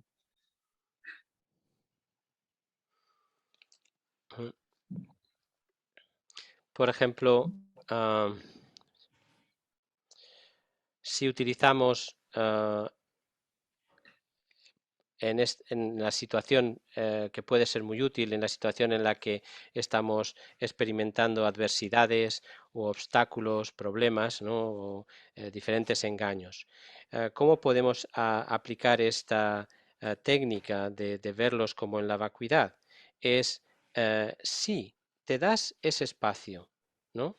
Te das ese momento para decir, bueno, esto que acabo de experimentar no existe como inmediatamente me aparece, ¿no? No lo ves de alguna manera tratando de cambiar la perspectiva, la lente con la que estás mirando esa experiencia que acabas de tener. Entonces, es como, por ejemplo, en un sueño, ¿no? En ese sueño puedes estar experimentando algo bueno o malo. Entonces, durante el sueño puede que estés experimentando, es una pesadilla y demás, pero cuando sales del sueño y te estás creyendo exactamente eso que estás percibiendo, ¿no? Es como, ese sería como ese primer momento en que, esa primera impresión que tienes de la experiencia que estás teniendo. Entonces eso sería cuando estás metido en el sueño. Pero cuando sales del sueño te das cuenta de que era una pesadilla, que aquello que estabas experimentando no era real, que la realidad no es así. Y eso no era el sueño. Entonces eso mismo te alivia. Esto llévalo ahora a tu práctica. Tras darte ese momento en el que esa primera impresión te das espacio y te das espacio para interpretarlo, analizarlo o comprenderlo desde otra perspectiva, no del modo en que en un principio inmediatamente te aparece, es como cuando sales del sueño, ¿no? Y entonces, aunque el problema sigue estando ahí, ya lo estás viendo ya tienes otra comprensión de él. Incluso al verlo desde otra perspectiva, no tienes por qué verlo necesariamente como negativo, puedes encontrar cierto sentido, cierto significado, en vez de experimentarlo únicamente como sufrimiento. Y entonces, por eso es tan útil esta práctica, incluso en este momento. Thank you. Gracias. Pues Okay. no hay más preguntas. Sí, no more questions, Geshe. Okay, so thank you. So I think, the time, maybe we can just dedicate like this, whatever merit that we actualize, and dedicate the same way, like how the Bodhisattva Samanabhadra, Bodhisattva Cherisi, Bodhisattva Manjushri, how Kyabje Lama Sopa Rinpoche, his honest, your gurus do dedication, may we dedicate the same way. Then of course, especially collectively we dedicate for this war, the war to be end right away, and all the people who are suffering receive protection and freedom. Okay, like that. Entonces, bien, dedicamos todos estos méritos acumulados y demás de la misma manera que los Bodhisattvas Manjushri, Samantabhadra, nuestros gurus, su Santidad el Dalai Lama, Lama Zopa Rinpoche y demás, de la misma manera que ellos lo dedicaron, lo dedicamos y por supuesto dedicamos para que esta guerra acabe y demás. Podemos dedicar todos méritos así. Thank you very much, and please take good care of yourself and take good care of each other. See you. Entonces, Thank you. muchas gracias y cuidaros a vosotros mismos, cuidaros unos de otros. Gracias. Thank you. Muchas gracias. Muchas gracias. Gracias. Thank you. Bye bye. Adiós. Geshe, thank you. Bye bye. Gracias. you.